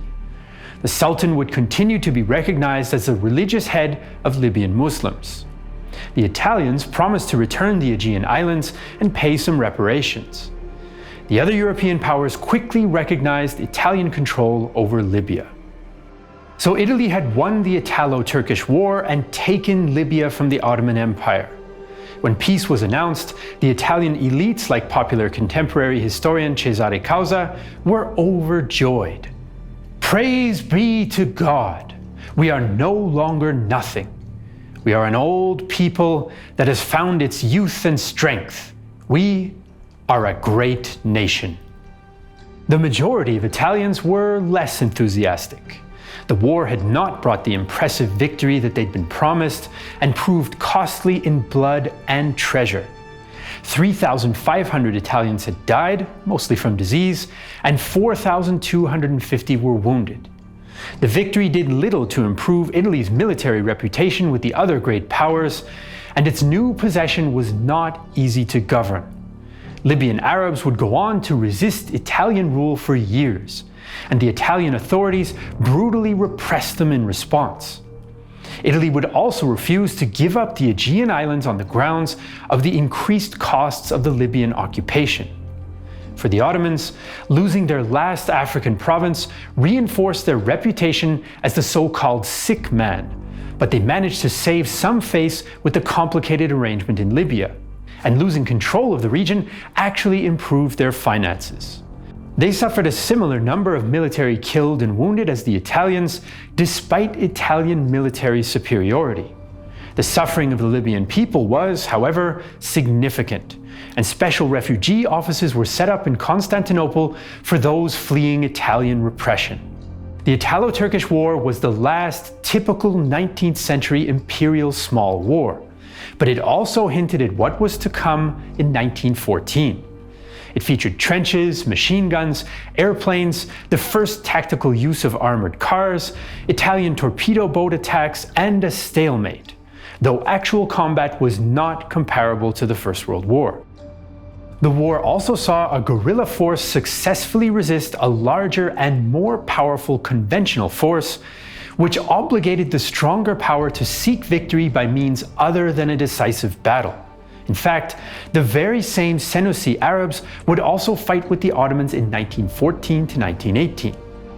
The war in the air influenced military thought. In fact, the war was referenced in the founding charter of the British Royal Flying Corps. And of course, the Dardanelles would also be a key objective of the British in 1915. The Italo-Turkish War, just as Austria had feared, did indeed destabilize the Balkans and helped bring about the Balkan Wars. Giolitti himself had worried about just such a scenario in 1911. The integrity of the Ottoman Empire is a condition for Europe's balance and peace. Is it truly in Italy's interest to shatter into pieces one of the cornerstones of the old building? And what if, after we attack Turkey, the Balkans move as well? And what if a Balkan War causes a clash among the groups of powers and a European war? Could we take upon ourselves the responsibility for igniting the gunpowder? The Italo-Turkish War alone did not start the First World War, but it was one of the sparks that lit the long fuse of 1914. Just as the Italians were completing their conquest of Ottoman Libya, Constantinople's lands in the Balkans come under attack as well. For centuries, the Ottoman Empire controlled the multi-ethnic and multi-religious Balkan Peninsula, but the 19th century brought dramatic change. As the empire grew weaker and nationalism among the Balkan peoples grew stronger, new states emerged. Montenegro, Greece, Serbia, Romania, and Bulgaria gained first informal and later formal independence.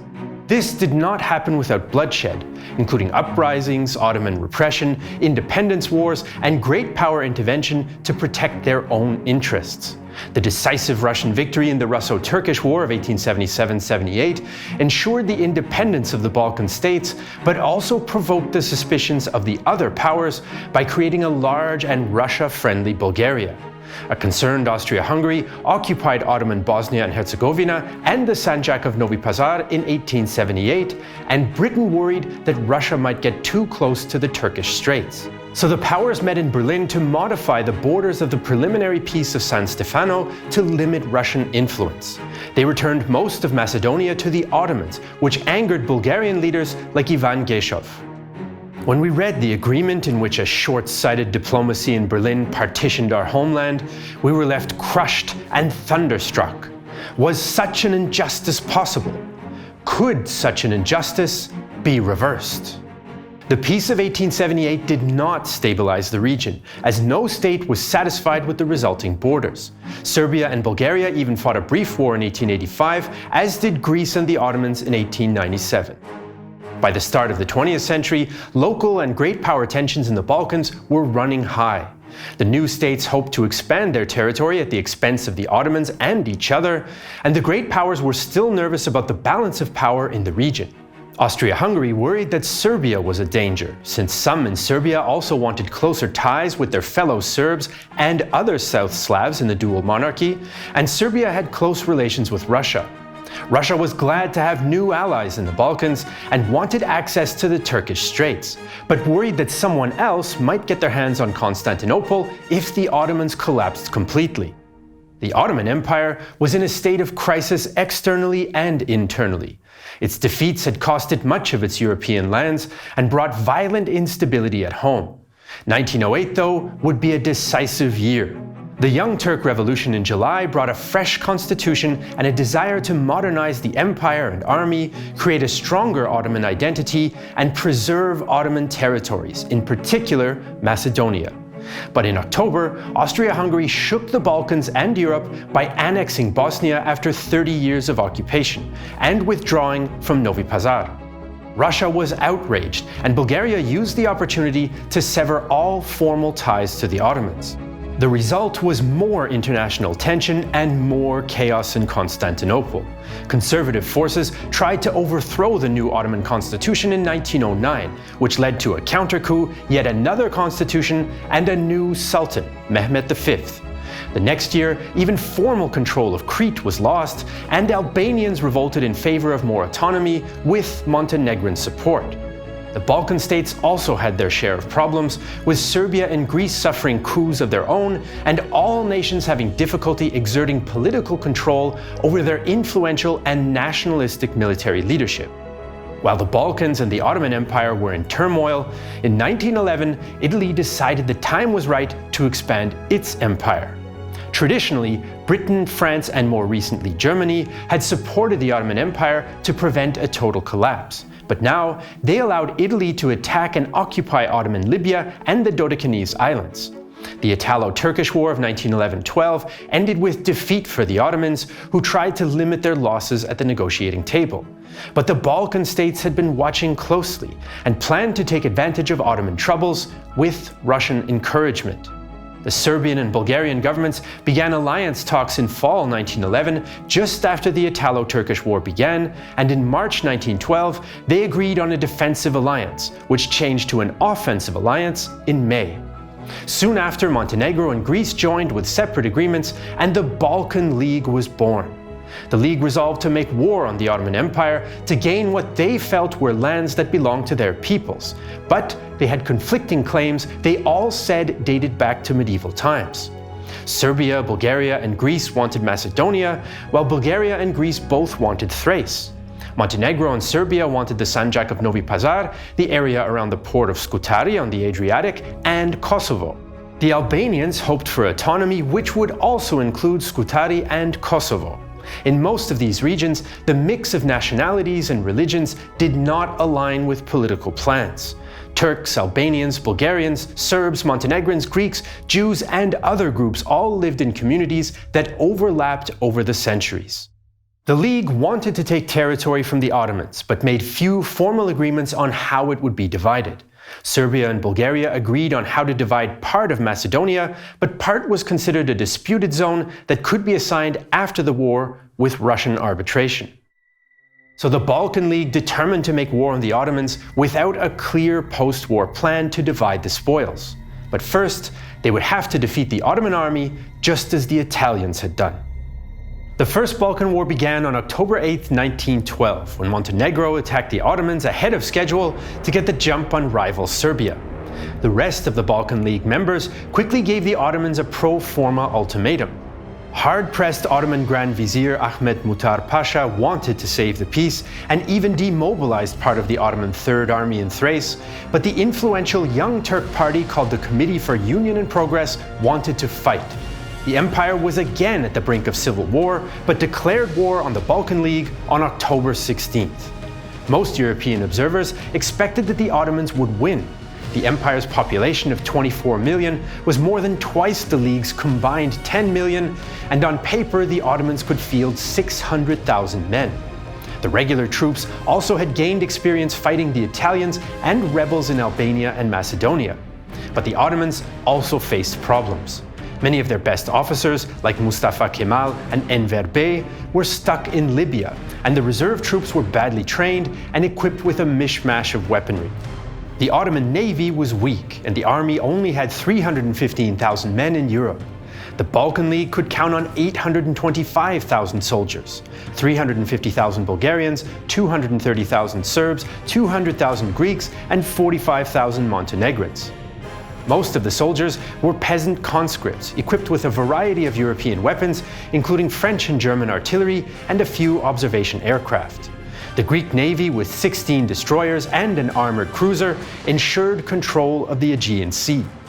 When the Great Powers issued a statement on October 10th saying that they wanted to keep the territorial status quo if it came to war, what they really meant was they would not allow the Ottomans to expand if they won. All over the Balkans, families saw their young men off to the front, including Bulgarian Netku Kablashkov's 21-year-old son, Anton. By noon, Anton's chest was overflowing with flowers from well-wishers, and we sent him off to the train station. On the way, we ran into a crippled Greek. This meeting was a bad omen.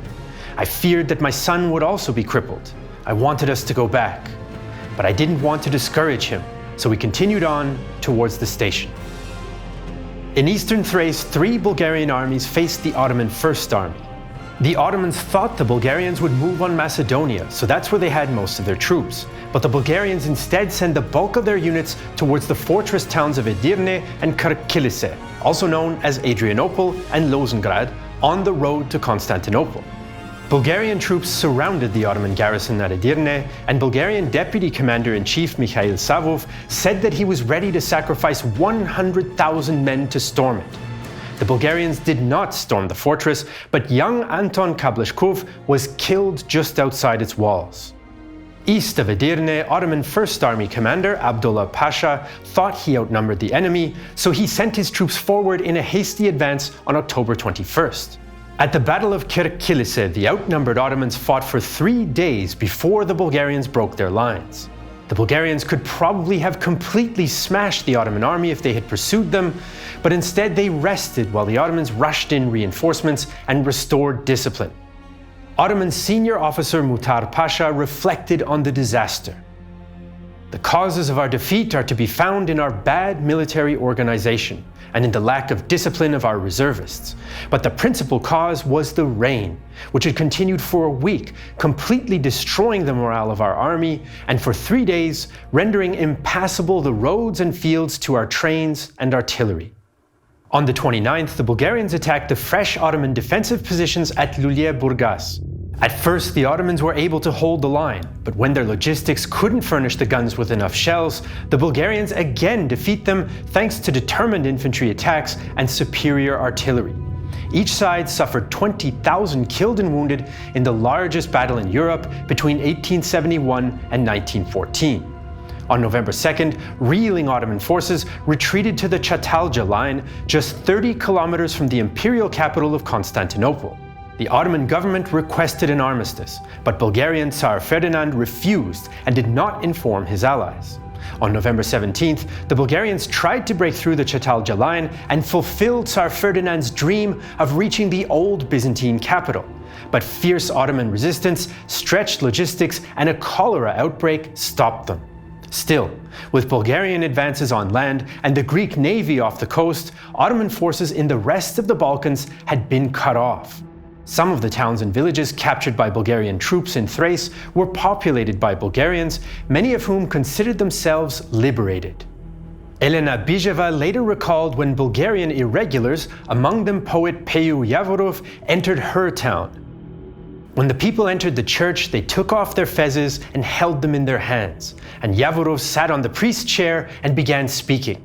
He said we were free and that we needn't fear Turkish prisons anymore. Then he asked, "What will you do with those fezes?" And they all tossed them to the ground and trampled them. It was like they were taking out all their anger at the Turks on those fezes. Meanwhile, in Macedonia, Serbian forces came up against Ottoman resistance quicker than General Radomir Putnik expected at Kumanovo. The Serbs outnumbered the Ottoman Vardar army 100,000 to 58,000, but the Ottomans under Zeki Pasha launched the first attacks on October 23rd. In the driving rain and mud, the Serbs counterattacked at great cost, which observers compared to the Japanese attacks in the Russo-Japanese War. But the firepower of modern artillery and machine guns meant soldiers dig trenches and foxholes to keep out of harm's way. Serbian medic Dragoljub Radojkovic was in the midst of the fighting. I look out of the trench and see a wounded man on the parapet. I shout to him, but he doesn't hear me. He's hit again and faints. Some men carry him in, and blood is gushing from his neck. I wrap one bandage, then another. We get him onto a stretcher, but the man dies. In the end, the Serbian artillery carried the day, and the Serbs won the Battle of Kumanovo. The victory earned Putnik the title of Voivoda, left the Serbs in possession of the part of Macedonia disputed with the Bulgarians, and routed the Ottomans, who fled to the south. Another result was chaos amongst the local Muslim population, and many dead and wounded on both sides. Radojkovic was at the train station a day after the battle. In the morning, we went down to the train station in Kumanovo. Captured Turks, the Turkish people, women, children, everything was crowded there. The trains were not running. One freight train was full of wounded, and another full of dead Turks. Blood dripped from the wagon onto the rails. The Serbs pursued and pushed the Ottomans back at the battles of Prilep and Monastir, while the Ottomans withdrew to southern Albania. The Serbs also moved forces west towards Scutari and the Adriatic coast, where they joined Montenegrin forces besieging the town. In the north, the Serbs also captured the Sanjak of Novi Pazar and the town of Prizren, which the Montenegrins had wanted. Serbian troops also enter Kosovo, but face resistance from local Albanians.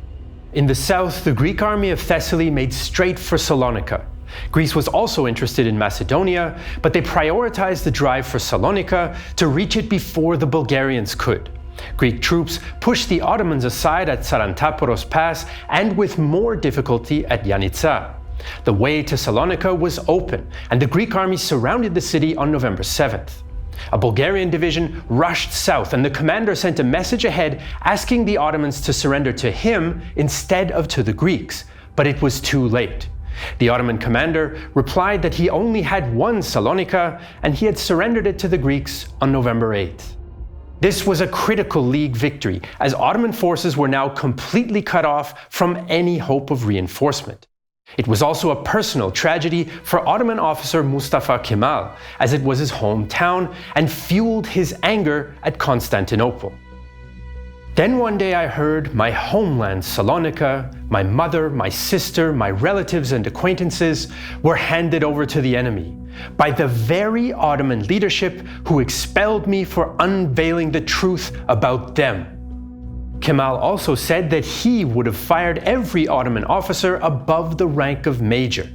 After taking Salonika, Greek and Bulgarian troops began an uneasy joint presence in the city. In the west, Greek troops also made progress and besieged the Ottoman fortress at Yanina. As the Balkan League armies advanced, the Christian and Muslim civilian populations suffered from atrocities committed by all sides.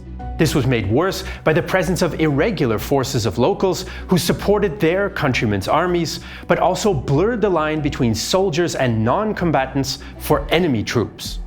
Some Christians turned on Muslim officials who had repressed them in the past, or on Muslim and sometimes Christian landowners before seizing their lands. A British journalist with the Bulgarian army reported, "The track of the Bulgarian army in Thrace is marked by 80 miles of ruined villages." Greek commander Crown Prince Konstantin ordered Muslim villages destroyed since he claimed that Muslims were shooting at his troops, and Greek soldier Stratis Mirivilis later included his experience in his writing. All male prisoners in the village were to be executed. I was opposite an old Turk. His grandfatherly face was bruised, he whispered prayers, and his silky beard moved in the wind. I pulled the trigger, and he fell into the mud like he was struck by lightning. After the executions, we set the village on fire. Suddenly, a frenzied crowd rushed over, children and women freed from the mosque where we had imprisoned them. They run to the corpses screaming to look for their loved ones. This memory lives and circulates inside me like an anguished virus. Constantinople was filled with hundreds of thousands of Muslim refugees, with the old city turned into a camp, including the famous Blue Mosque, and the Hagia Sophia Mosque turned into a cholera hospital. The British consul at Salonika was blunt. The result of the massacre of Muslims at the beginning of the war, of the looting of their goods in the ensuing months, of the settling of Christians in their villages, of their persecution by Christian neighbors, of their torture and beating by Greek troops, has been the creation of a state of terror amongst the Islamic population. Their one desire is to escape from Macedonia and to be again in a free land. The powers sent warships to Constantinople to protect the city's Christian population from what they feared might be revenge killings by Muslims. In just a few weeks, the Balkan League had put together a string of decisive victories. Nearly all of Ottoman Europe was now under their control, except for the fortresses of Edirne, Yanina, and Scutari. As a result of the Ottoman collapse, an Albanian group, supported by Austria and Italy, declared independence on November 28, 1912. On December 3rd, the Ottomans signed an armistice with Bulgaria, Montenegro, and Serbia, but Greek military operations continued. So the Balkan League was victorious on all fronts, but despite the armistice, the war was not over, and the great powers were on the cusp of getting involved themselves. Even though the Ottoman armies were beaten in the field and the fleet was bottled up by the stronger Greek navy, militarily the empire might have had a chance to recover. It still held important fortresses, it was holding on the Çatalca line, had more reserves in Asia, and the Balkan League was divided over the possible spoils. But the Ottomans had no allies. This time, the great powers would not support the empire as they had in the past, and even Germany declared that the war was, quote, a free fight with no favor. The powers now said that they would go back on their declaration about the territorial status quo and accept border changes in favor of the League. Even Austro-Hungarian Foreign Minister Leopold Berchtold said that Vienna would not oppose Serbian expansion except for an Adriatic port. Russia was now worried that the Bulgarians might actually get to Constantinople before them, and so they urged restraint. The events in the Balkans had also pushed Europe to the brink of war. On November 21st, Austria-Hungary acted to, in its view, prevent Serbia from permanently occupying the Adriatic coast. Vienna mobilized 6 army corps, 3 facing the Balkans and 3 facing Russia. Kaiser Wilhelm secretly assured the Austrians that if Russia mobilized, Germany would support Austria, just as he would do again in July 1914. In response to the Austrian moves, the Tsar held a meeting with his war council, and the army drew up plans for a partial mobilization. But the council decided not to mobilize, partly out of fear of provoking Germany, and partly because some ministers didn't want to risk war over Serbian access to the sea. The German government did not know how close the Russians had come to mobilizing when they held their own infamous War Council meeting on December 8th.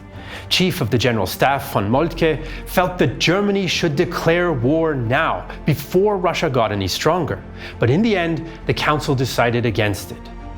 Following the war scare and December armistice, two parallel conferences took place in London on December 16th and 17th, 1912. At the first conference, Ottoman delegate Reşid Pasha said that his government would give up Macedonia and Salonika, but not Edirne, Eastern Thrace, or the 4 islands at the mouth of the Dardanelles that Greece was demanding. The Ottomans also insisted on an independent Albania rather than it being split between the Serbs, Montenegrins, and Greeks. The Bulgarians made a new demand for Edirne to compensate for the lands that they might lose to the Serbs, but this was a particular sticking point because the fortress city was important for the safety of Constantinople. Reşid Pasha put it simply to the Bulgarian representative: Edirne is a window into our harem. The Greeks and Bulgarians argued over who would get Salonika, while the Serbs and Bulgarians argued over Macedonia. Meanwhile, at the separate Great Powers Conference, the main topic was the borders of Albania, of critical importance for Austria-Hungary to limit Serbian power. But events in Constantinople overtook diplomacy. On January 23, 1913, a Young Turk government took power again after yet another coup and the murder of War Minister Nazim Pasha. Supported by influential Turkish officers like Enver Bey, many of whom came from the Balkan lands that were now lost, they decided to continue the war to prevent the loss of Thrace. New Ottoman Foreign Minister Nuradunyan Efendi was defiant. If Edirne continues to resist, we shall fight to relieve her. If Edirne falls, we shall fight to retake her. Ottoman troops, including Mustafa Kemal, landed on Gallipoli on February 7th, and at first they pushed the Bulgarians back around Bulayr. But the Bulgarians rallied and the Ottoman attack failed, with the loss of 6,000 dead to just 114 Bulgarians. Elsewhere, the Greeks took Yanina on March 6th, and the Bulgarians and Serbians finally captured Edirne on March 26th. French journalist Gustave Cyrilli described the state of the people in the starving city. It was like a scene out of a fantastic tale, to see these human rags with protruding teeth devouring a sort of bread, black lava in which the barely ground seeds fell out in yellow spots. Those who did not get their share of the fought-over morsels watched the others savor them with envious tears in their eyes. At Scutari, Serbian troops arrived to help the Montenegrins, who ignored warnings from the Great Powers and assaulted the city. A combined fleet of the powers blockaded Montenegro, causing the Serbs to leave, but the Montenegrins managed to take the city April 24th, only to agree to give it up to a future independent Albania just days later. The Ottomans had no choice but to accept a peace deal, and the belligerents signed the Treaty of London on May 30th, 1913, which reduced Ottoman Europe to a small strip of land outside of Constantinople and created the Principality of Albania. The First Balkan War came to an end in May 1913, and the Ottoman Empire in Europe seemed to be a thing of the past. But the borders between the victorious Balkan League members are another matter altogether. Even before the First Balkan War had come to an end, further conflict was brewing. Not only did the Balkan League members dispute where the new borders would be, but Romania had also begun to make demands for southern Dobruja, which was part of Bulgaria. In May 1913, the powers awarded the town of Silistra to Romania, which angered both sides and made some Bulgarians doubt Russia as a reliable ally. Bulgarians were also frustrated because in their view, they'd won the strategically important Thrace battles, but the Serbs were left in possession of most of Macedonia and didn't want to honor the pre-war agreement. Bulgaria and Greece were also still in conflict over Salonika. Russia tried to mediate between Serbia and Bulgaria, but the two rivals could not agree, and the Russians were still nervous about Bulgarian troops so close to Constantinople. The Bulgarian army was in a fragile state, as many soldiers were exhausted from the war, and some were willing to split Macedonia with their allies if it meant peace. General Savov told the government to either send the men home or go to war now. Without strong Russian backing, Sofia feared it might lose Macedonia for good, so the Tsar ordered an attack against Serbia and Greece on June 29th, although it's not clear how much the government knows about this before the shooting starts. The Second Balkan War had begun. The Bulgarian Prime Minister tried to stop the fighting in Macedonia, but it was too late. The Greeks and Serbs could claim that Bulgaria was the aggressor and agreed to divide Macedonia between themselves. Montenegro also joined to stay in Serbia's good graces. On the Bulgarian side, the sudden attack had confused communication and hampered operations. Their attack was uncoordinated, and the Serbs eventually stopped it and defeated the Bulgarians at Bregalnica by July 8th. The Greeks defeated a smaller Bulgarian army around Kilkis and Doiran around the same time and eliminated isolated Bulgarian units at Salonika. Bulgarian Mikhail Majarov's son was killed in the fighting. I lost my very last hope. From that moment forth, I became a man haunted by grief. All around me seemed to go dark. All the misery and all the sorrow of Bulgaria appeared to me to be twice as great. Each and every object in my home served as a reminder to me of my lost happiness. On July 11th, Greek and Serb forces met and the front stabilized. Retreating Bulgarians attacked Greek, Turkish, and Serbian civilians, and advancing Greek and Serbian troops committed atrocities against Bulgarian civilians, again after claims of attacks against their own troops. Turkish civilian Ibo Shaha felt empathy for Bulgarian refugees. A Bulgarian peasant was leading a scrawny donkey on the wooden saddle of which sat a child, her bare legs dangling on one side. The misery, the look of a dread and utter agony in the small, blinking eyes of the pockmarked face with the yellow, straggly beard were the very embodiment of human fear and despair. No, not human. It was the animal dread of cattle at the slaughterhouse, the wild, glassy stare of terror in a cornered animal. It was a look which, once perceived, made one cringe with shame and humiliation, the shame of its having been in a human eye. Meanwhile, Romania saw its chance and entered the war on July 10th to take all of southern Dobruja. 250,000 Romanian troops of the Army of the Danube entered Bulgaria and moved towards Sofia. The Bulgarians decided not to offer organized resistance. Advancing Romanian troops, however, rode straight into a cholera epidemic due to unsanitary conditions. Chaplain Dumitru Brumușescu complained bitterly about the army's lack of medical care. In the hospital, there are no beds, so the men lie on the floor in their uniforms. They've barely the strength to moan or ask for water. Some are delirious with spasmodic movements of their arms and hands. Some vomit onto the floor, while others relieve themselves where they lay. The lack of furniture, dishes, linens, medical devices, medicine, and antiseptic rendered the presence of army doctors useless. I've seen a lot of messes, but this one topped them all. About 2,700 Romanian soldiers die of cholera in summer 1913. Now the Ottomans saw their opportunity to recover parts of Thrace, so they crossed the Cetalja line on July 12th.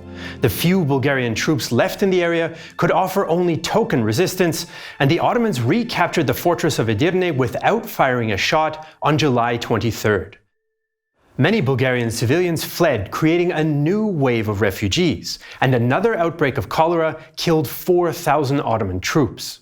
As Romanian troops got closer to Sofia and Russia refused to intervene to help Bulgaria, the pro-Russian Bulgarian government resigned. It was replaced by a pro-German government under Vasil Radoslavov, but fighting continued. Bulgarian forces recovered to win a defensive battle against the Serbs and Montenegrins at Kalimansi and a successful counterattack against the Greeks at Kresna Gorge. The Greeks asked for an armistice, and Sofia ordered a stop to operations since even a Bulgarian victory could not reverse the tide of the war. The peace treaties signed in August and September 1913 ended the Second Balkan War and redrew the map of the Balkans yet again, this time to Bulgaria's disadvantage. Romania got southern Dobruja, Austria-Hungary and Russia refused to support Serbian maximalist demands in Macedonia so they could retain some influence with Bulgaria.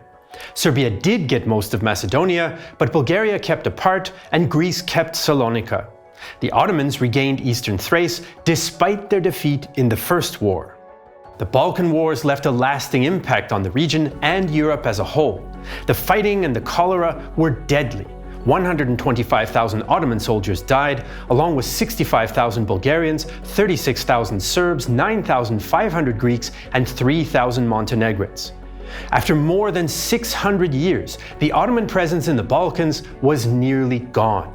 Albania was independent, but its neighbors claimed its territory. And many Balkan Christians saw the change as the end of foreign domination and oppression. For more than 300,000 Balkan Muslims, however, the changes meant expulsion from their homes and an uncertain future in Anatolia. And for some young Turks, it meant radicalization against Christians still within the empire.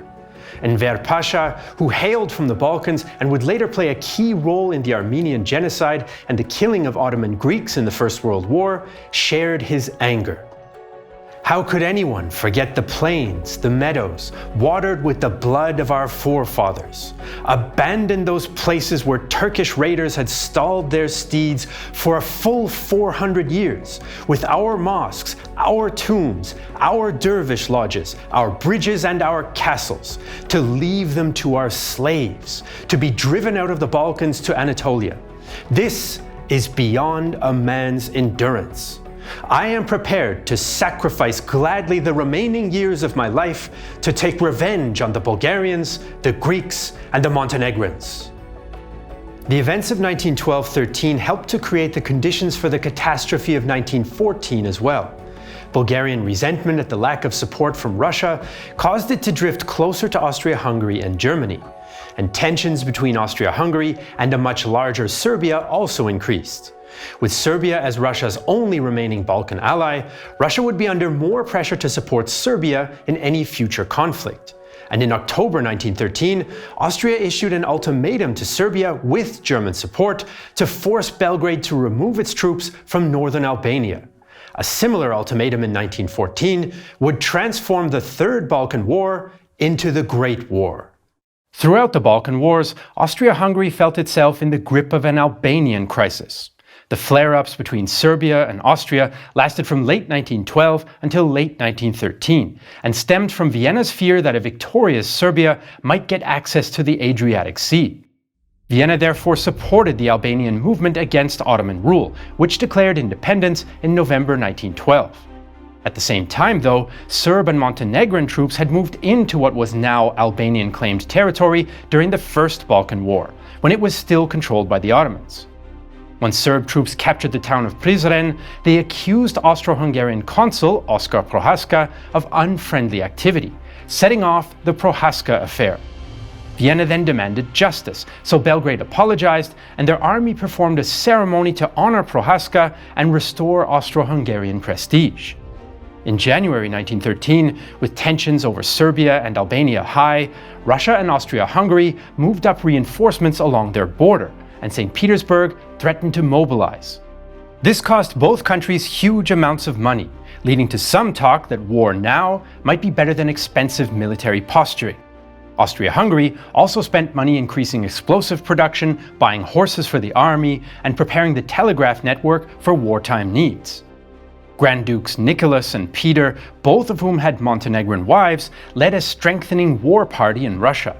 In March, the two sides stood down, but the Belgian ambassador to Russia noted the influence of the Russian hawks. All the pacifism of the emperor cannot silence those at court who claim the impossibility of recoiling ever again before Austria. Meanwhile, Serbian Prime Minister Nikola Pasic promised the country would not seek access to the sea, but Vienna remained suspicious. In April, they forced the Serbs to withdraw most of their troops besieging the port of Scutari alongside the Montenegrins. Austro-Hungarian Chief of Staff Franz Konrad von Hötzendorf continued to make his case for preventive war against Serbia. I keep returning to the idea that we must risk a big war or a war against Serbia. In October 1913, Vienna issued an ultimatum to Belgrade to withdraw all forces from Albania or face the possibility of war. The Serbs withdrew most of their troops and the crisis passed. But the long Albanian crisis of 1912-1913 continued the pattern of brinksmanship between Austria-Hungary, Russia, and Serbia, and it normalized diplomacy by threat of war. The string of crises that lasted more than a decade, along with increasing political and social tensions, caused a growing anxiety among many Europeans, and the danger that they might lead to war was heightened by increasing militarization. As the great powers expanded their empires and worried about rivals, they also built up their military capability and political alliances. Germany's expansion and naval buildup provoked reactions from the other powers. The UK responded by building even more warships, including the new Dreadnought class.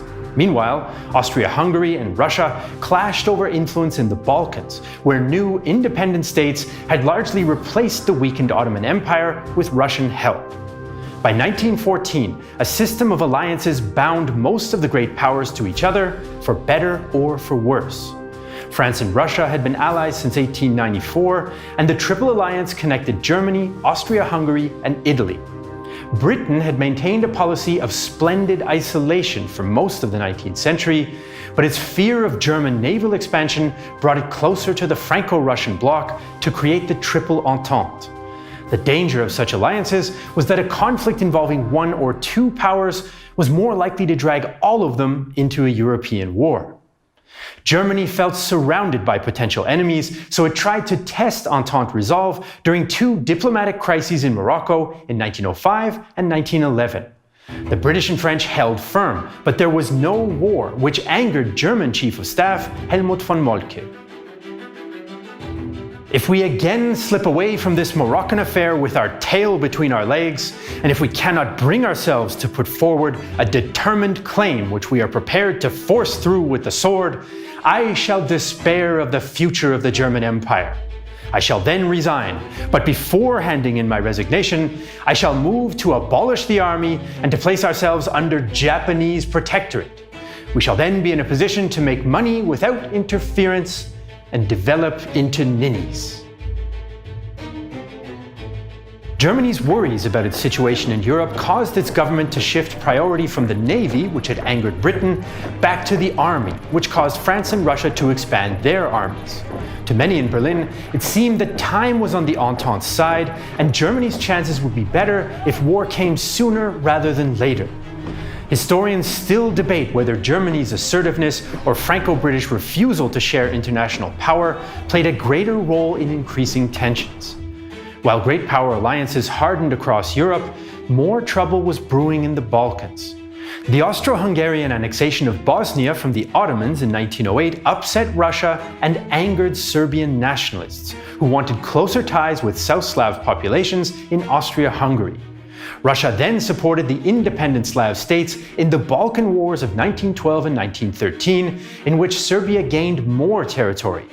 Tensions between Austria-Hungary and Russia rose sharply over the Serb issue and got even worse when Austrian counterintelligence officer Alfred Riedel was exposed as a Russian spy in 1913. Long-term causes of the war, like imperial competition or military alliances, didn't mean that war was inevitable. For a full-on war to break out, a crisis had to come that would force governments to decide for war. On June 28, 1914, South Slav nationalist Gavrilo Princip assassinated Austrian Archduke Franz Ferdinand and his wife Sophie in Sarajevo. Those shots triggered the July Crisis. Following the killings, Austria-Hungary blamed Serbia. Most historians agree today there was some semi-official Serbian involvement in the crime, although whether Serbian Prime Minister Nikola Pasic and the rest of his government knew about the plot is hotly debated. In any case, in 1914, there was no proof of Serbian government involvement. The assassination itself did not bring about war directly. Austria-Hungary was disappointed that other European governments did not condemn the killings more forcefully, a view shared by the German ambassador to Russia, Friedrich von Portales. Not only in the press, but also in society, one meets almost only with unfriendly judgments on the murdered Archduke. But the Serbian response was the one that mattered most to Austria-Hungary. Officially, Pasic issued condolences, but also claimed that the assassinations were an internal Austro-Hungarian issue. The Serbian investigation lasted only a week and found no evidence of government involvement. Serb nationalists and newspapers were less diplomatic. Some openly blamed the Austro-Hungarians themselves for the killings, while others praised the assassins. When the Austro-Hungarians complained, Pasic said that he had neither the tools nor the inclination to censor the free Serbian press. Back in Vienna, the Imperial Council met to discuss their options. Chief of Staff Franz Conrad von Hötzendorf had argued forcefully for war for years, and he wasn't alone. The Foreign Ministry was flooded with letters from Austro-Hungarian notables calling for an armed response. Von Storch wrote on June 30th. Last year, I took the liberty of writing to say that we would have to learn how to tolerate Serbian impertinences without resorting to war. Now, the matter has acquired an entirely different aspect. Conrad put it more bluntly. War, war, war. The Austrian government decided on a military response to punish Serbia and resolve the issue of greater Serb nationalism seen to be destabilizing the empire. The war was meant to be local and quick. But attacking Serbia meant risking conflict with Russia, and for Austria, that was unthinkable without Germany's support. After the assassinations, the German ambassador to Vienna had urged restraint, but on July 6th, Kaiser Wilhelm made Germany's position clear by giving Austria the so-called blank check. Austrian ambassador Count Laszlo Szögyeni-Marich reported the German promise to Vienna. The Kaiser authorized me to inform our gracious Majesty that we might rely upon Germany's full support. If we had really recognized the necessity of warlike action against Serbia, Kaiser Wilhelm would regret if we did not make use of the present moment, which is all in our favor. Wilhelm went on to say that he felt that Russia was not ready for war, and if Austria did attack Serbia, it should do so as quickly as possible. So by early July, 4 outcomes seemed possible. A peaceful negotiated settlement, an Austro-Serbian war in the Balkans, a continental war involving Austria, Russia, Germany, and probably France, or a world war if Britain and its empire joined France and Russia. Only Austria-Hungary and Russia had direct interests in the Balkans, but the system of European alliances would likely draw other states in as well. However, neither the Triple Alliance nor the Triple Entente called for automatic participation in a war. Instead, each state had to decide how far they were willing to go. The Triple Entente powers generally preferred a negotiated settlement to the crisis. If war did break out, Britain and France favored limiting the war to the Balkans, although Russia was more willing to accept a great power war over Serbia. Russia wanted to keep its reputation as protector of the Balkan Slavs and potentially expand its influence in the area around the Turkish Straits that were so important to Russian trade and power projection. If it came to a great power war, France would support its ally in Russia and hope that Britain would join as well. In Britain, a major war was unpopular with the public, business circles, and some members of cabinet. Some politicians, like Foreign Secretary Edward Grey, reasoned that if a major war broke out, the outcome would be better for Britain if it joined Russia and France. If Germany and Austria defeated France and Russia, British interests and security would badly suffer, but there was still significant opposition in the UK. As far as the Entente powers were concerned, a major war still seemed unlikely. Understanding Austro-German intentions is trickier, and historians still debate them. Their leaders saw little benefit in a negotiated settlement. It wouldn't resolve the issue of Serbian nationalism or improve Austria's position in the Balkans. The best outcome would probably come from a localized Austro-Serbian war. At the same time, launching such a war meant accepting the risk of a continental war against France and Russia and possibly Britain. Germany had made plans for war against France and Russia and felt that the longer it waited, the more powerful Russia would become and the greater the risk of defeat. Germany and Austria both decided to risk a European war against France and Russia to resolve the Serbian issue in Austria's favor. If a general war came, victory would allow Germany to dominate the continent. The wild card, of course, was Britain. If the UK fought against them, an Austro-German victory was much less likely and would amount to a worst-case scenario. So in the face of rival alliances and conflicting goals and expectations, the great powers of Europe faced the July crisis of 1914. After Germany's blank check to Austria on July 6th, Austria-Hungary planned to move quickly against Serbia, but that was easier said than done. On July 7th, the Austro-Hungarians planned their next step.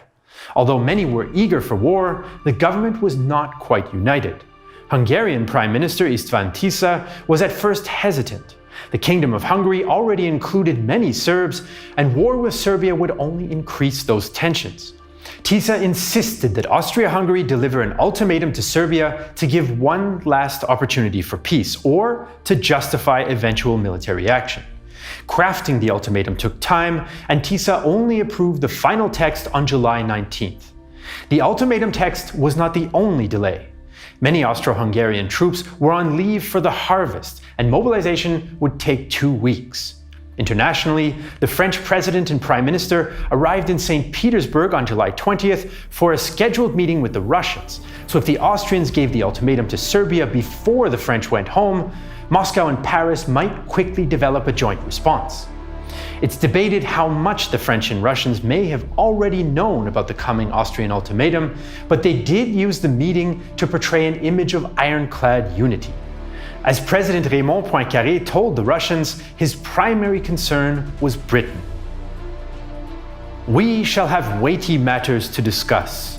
I am sure we shall agree on all points, but there is one question which is very much on my mind: our understanding with England. We must get her to come into our alliance." The Austro-Hungarians waited until the French leaders were at sea on July 23rd to send the ultimatum to the Serbs.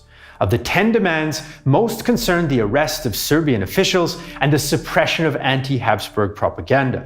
To carry this out, the ultimatum demanded that Serbia, quote, accept the collaboration in Serbia of organs of the imperial and royal government of Austria-Hungary.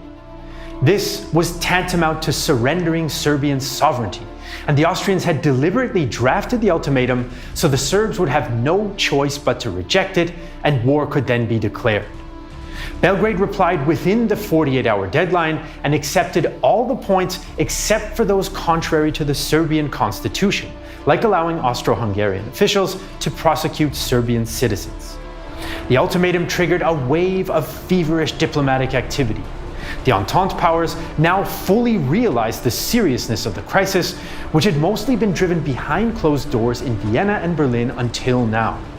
London, Paris, and St. Petersburg condemned the ultimatum, although Britain suggested mediation talks including Britain, France, Germany, and Italy. But Berlin refused. Russo-Austrian relations were by now red hot. Russian Foreign Minister Sergei Sazonov actually shouted at the Austro-Hungarian ambassador in a meeting. "I know what it is. You want to make war on Serbia. The German newspapers have been egging you on. You are setting fire to Europe. It's a great responsibility you are taking on. You will see what effect this has in London and Paris, and maybe elsewhere too." The Tsar ordered partial mobilization of 4 military districts on July 24th, followed by the period preparatory to war on the 26th. The Russian army began to call up reservists, gather supplies, and promote officers. At the same time, the Tsar wanted to make sure that these measures did not appear to be directed at Germany. So Austria-Hungary had a blank check from Germany and had made sure that its ultimatum to Serbia was unacceptable. On July 28, 1914, Austria-Hungary declared war on Serbia. The war was still a regional one, but that would all change in the cascade of events in the coming days. In reality, partial Russian mobilization was an illusion. The General Staff had no plans to partially mobilize, and Tsar Nicholas's generals told him that partial mobilization would disrupt a potential full mobilization and still likely alarm the Germans. Military and political leaders of all powers were confronted with the same problem. If one army mobilized, its neighbor would feel pressure to do the same or run the risk of an early defeat thanks to modern railways bringing enemy troops to the border within days. This dilemma gave the generals increased influence over the crisis.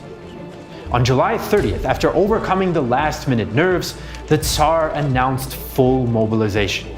All eyes now turned to Germany. From July 29th to August 1st, Tsar Nicholas and Kaiser Wilhelm exchanged a series of urgent telegrams. Affectionately signing Nicky or Willy, the two cousins spoke of their affection for each other, but also issued demands. On July 30th, Willy wrote to Nicky, "I now receive authentic news of serious preparations for war on my eastern frontier. Responsibility for the safety of my empire forces preventive measures of defense upon me.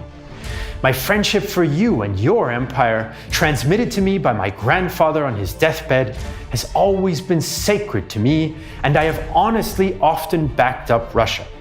The peace of Europe may still be maintained by you if Russia will agree to stop the military measures which must threaten Germany and Austria-Hungary."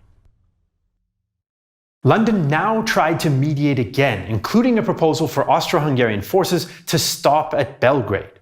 On the 29th, German Chancellor Theobald von Bethmann-Hollweg asked Britain to stay neutral if Germany promised not to touch French possessions.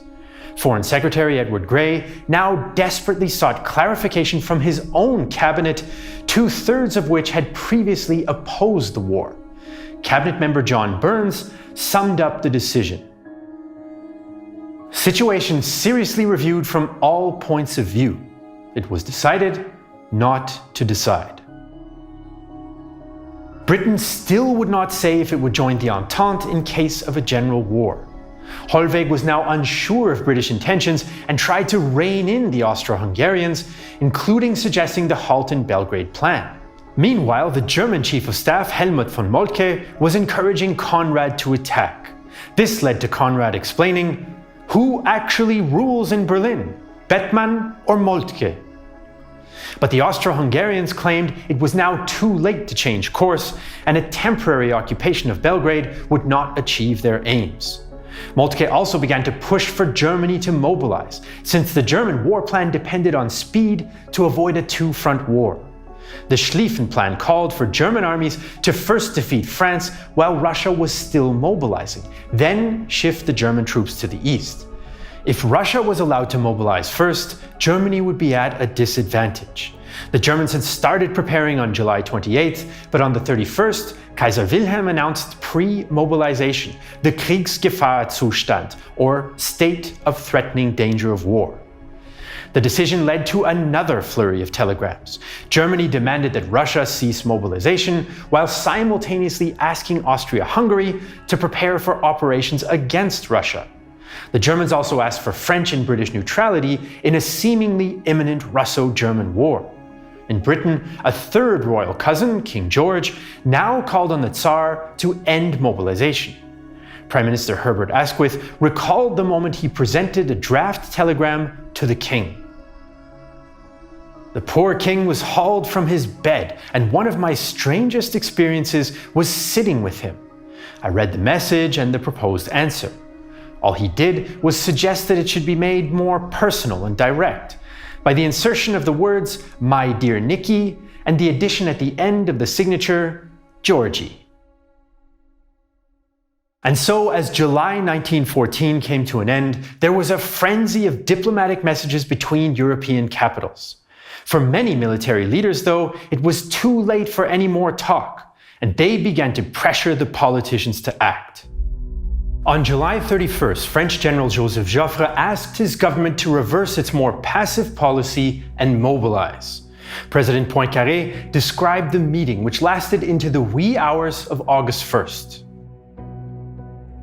Joffre appeared with the placid face of a calm, resolute man whose only fear is lest France, outstripped by German mobilization, the most rapid of them all, might speedily find herself in an irreparable state of inferiority. France finally mobilized at 4 p.m. on August 1st. In Berlin, Moltke was having the same conversation with Chancellor Hollweg, and 30 minutes later, Germany announced their mobilization. By 7 p.m., Moscow told Berlin that Russia would not stop its mobilization, and so Germany declared war on Russia. On August 2nd, German troops were on the move, not east, but west into neutral Luxembourg. This was in accordance with the Schlieffen Plan, which the Germans said was a strategic necessity. The British position was still not clear. London sent ambiguous messages to Berlin, suggesting that Britain might remain neutral if Germany did not attack France. Kaiser Wilhelm now asked Moltke to abandon the Schlieffen Plan and stop his armies from marching across the French border. Von Moltke replied that stopping the massive and complex mobilization was impossible and suicidal. The Kaiser was angry, and his answer showed that he did not fully understand his own military machine.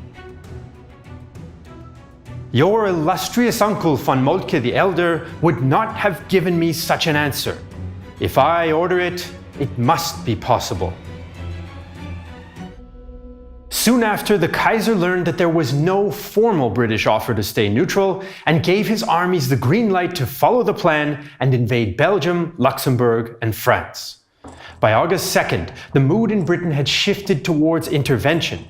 The British informed the French that they would block any German naval movements in the Channel and would uphold Belgian neutrality.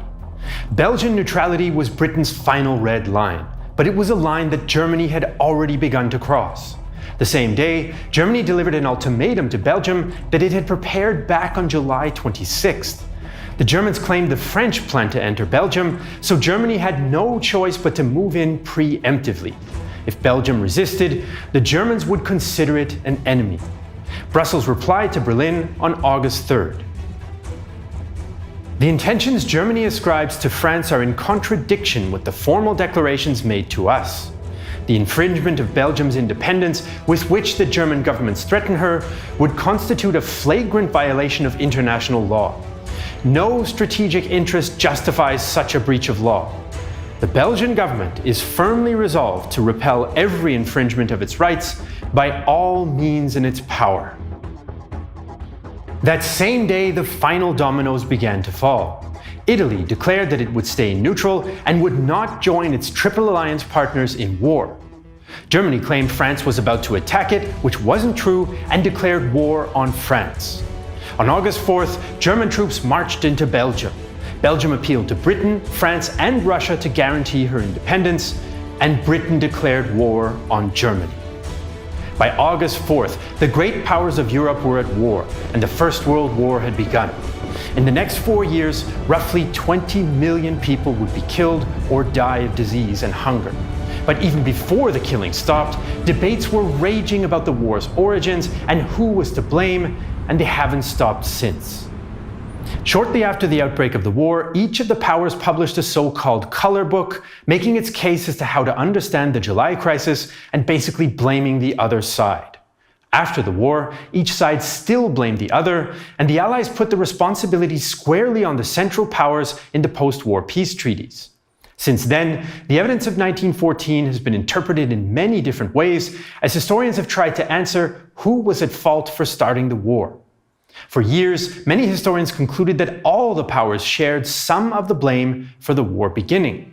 Then, in the 1960s, German historian Fritz Fischer made one of the most influential arguments. He claimed that the German government and military elites had grandiose plans and wanted to achieve them through war. The Fischer School claims Germany had long planned a war aimed against Russia and France and directly led Austro-Hungarian actions in order to escalate events. More recently, other single powers have been fingered for their role in the crisis. Sean McMeekin emphasized that Russia's actions turned a Balkan War into a continental one, and Niall Ferguson blamed Britain for its mistakes and naivete.